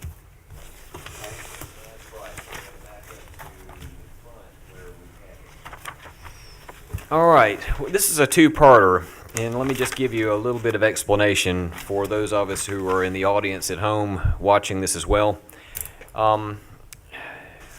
We are hopefully going to be in great shape for Hurricane Florence, which is approaching landfall. It probably has made landfall at this point. If we should recognize damage during this storm, that we would hope or have any expenses eligible for reimbursement from FEMA. One requirement that we have for doing this, one requirement among thousands, is that the town of Louisville have a declaration of emergency for the town jurisdiction. We don't have an ordinance in place that empowers the mayor in how this is done to make a declaration of emergency. So the ordinance that you have in front of you, which is the first of the two, Ordinance 2018-053, is adding Chapter 46 to the Louisville Town Code to provide emergency provisions and authorizations. And I did send this to you, and you've got it within your packet now. It does place in here a hierarchy where the mayor would make the declaration. In the absence of the mayor, probably would go down to the mayor pro tem, and it goes down the line of succession for it. It does contain a list of potential restrictions that the community could have on it, like curfew, restrictions against driving on roads, alcohol sales, you name it. This does not mean that every declaration of an emergency is going to place restrictions. The declaration that we have in place, that's a proclamation that has it for the mayor to approve right following this, has none of these provisions or these restrictions within it. But the ordinance you have in front of you does give the mayor the authorization to alter or include those restrictions in the future if it's deemed necessary. So again, this is, I hate to say it, it's a lot of it's housekeeping, is to be able to make sure that we keep ourselves in line with potential reimbursement in the case of a disaster and expenses that are eligible in the future. But the ordinance is required in order to take the next steps to make declaration. The Village of Clemens made declaration this afternoon. I think Kernersville was at noon today, and the City of Winston-Salem was in the morning. It's my understanding that King is going to follow suit tonight, as well as Rural Hall.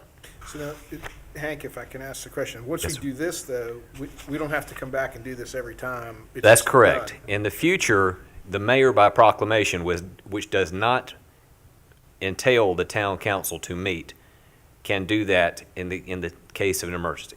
The first thing I thought about when this came to us was when the tornado went through Clemens. That's right. I mean, that came out of nowhere. Boom. If that were to happen to us and last week, everybody would have had a luck. That's right. So, That's correct. Council, if you look at page 2 of 3 of this, where it defines the restrictions that we can impose during an emergency, maybe this is just me, but I feel like this is kind of giving the mayor a little too much authority. I would suggest we remove 1, 2, 3, 4, and 8. Those seem a little, the overstepping the role that the mayor should have. Can we do that?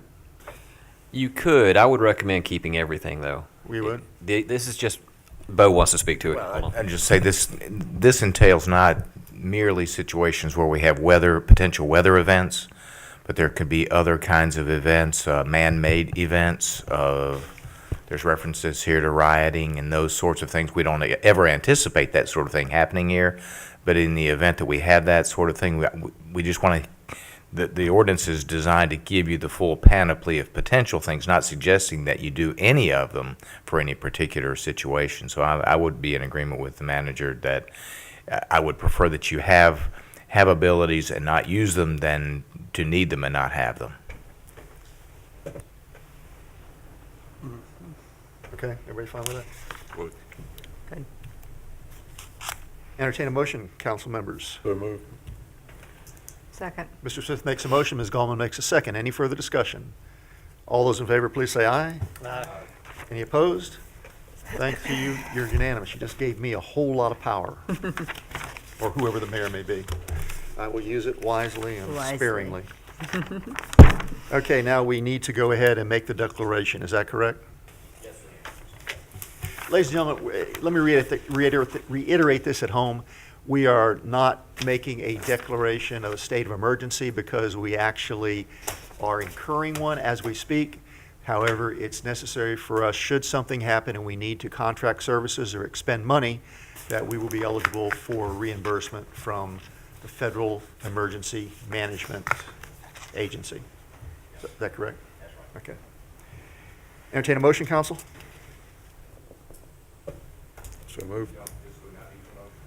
Yeah, we would need a motion. You just make the declaration. So I just say it.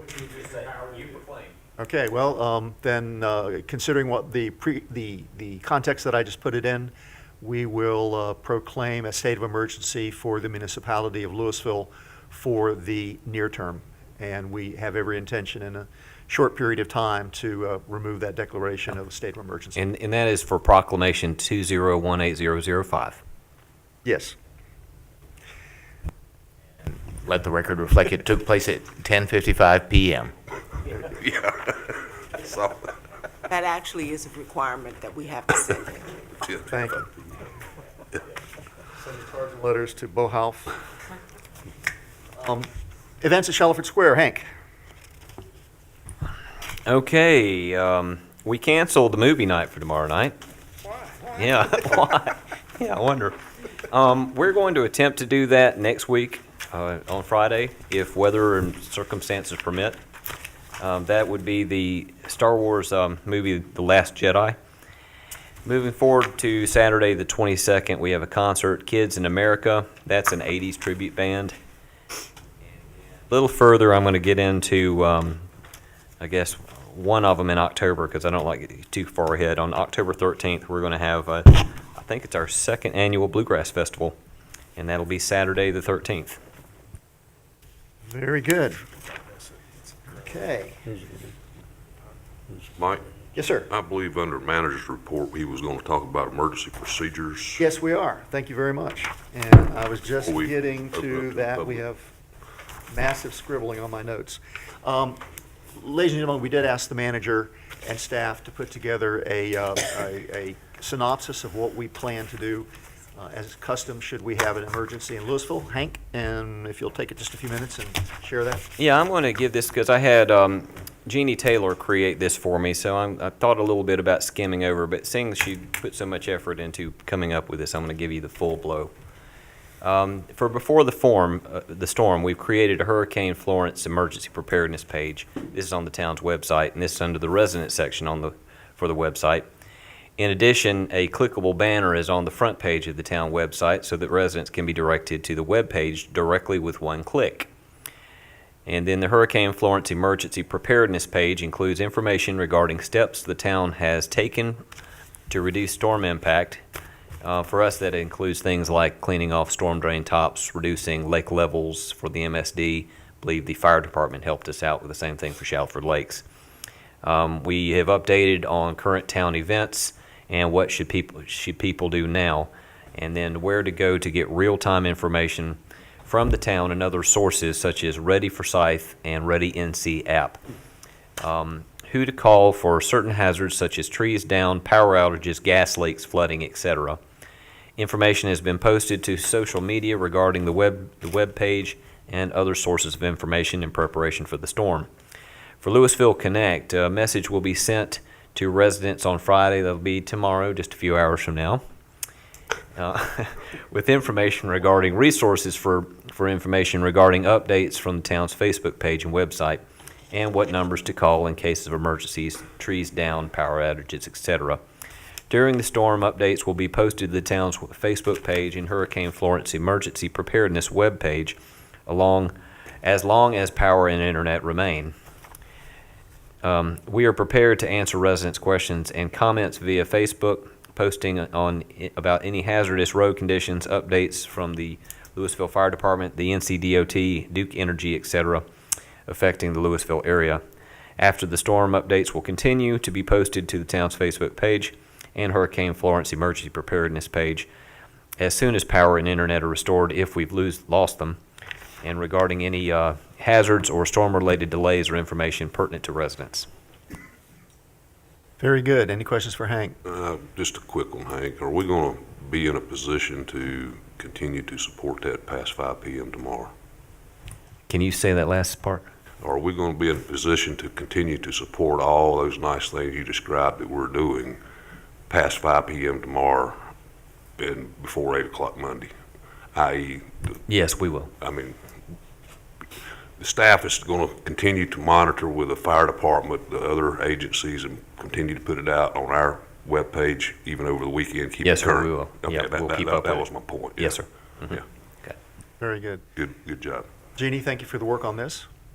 It was your first major presentation, even though you didn't give the presentation. It was helpful that you put it together, and hopefully it will allow our residents in Louisville to know that we're prepared as well as you can be prepared. We've given this some thought, and that your town is here for you in a time when we're all a little bit uncertain about what might happen.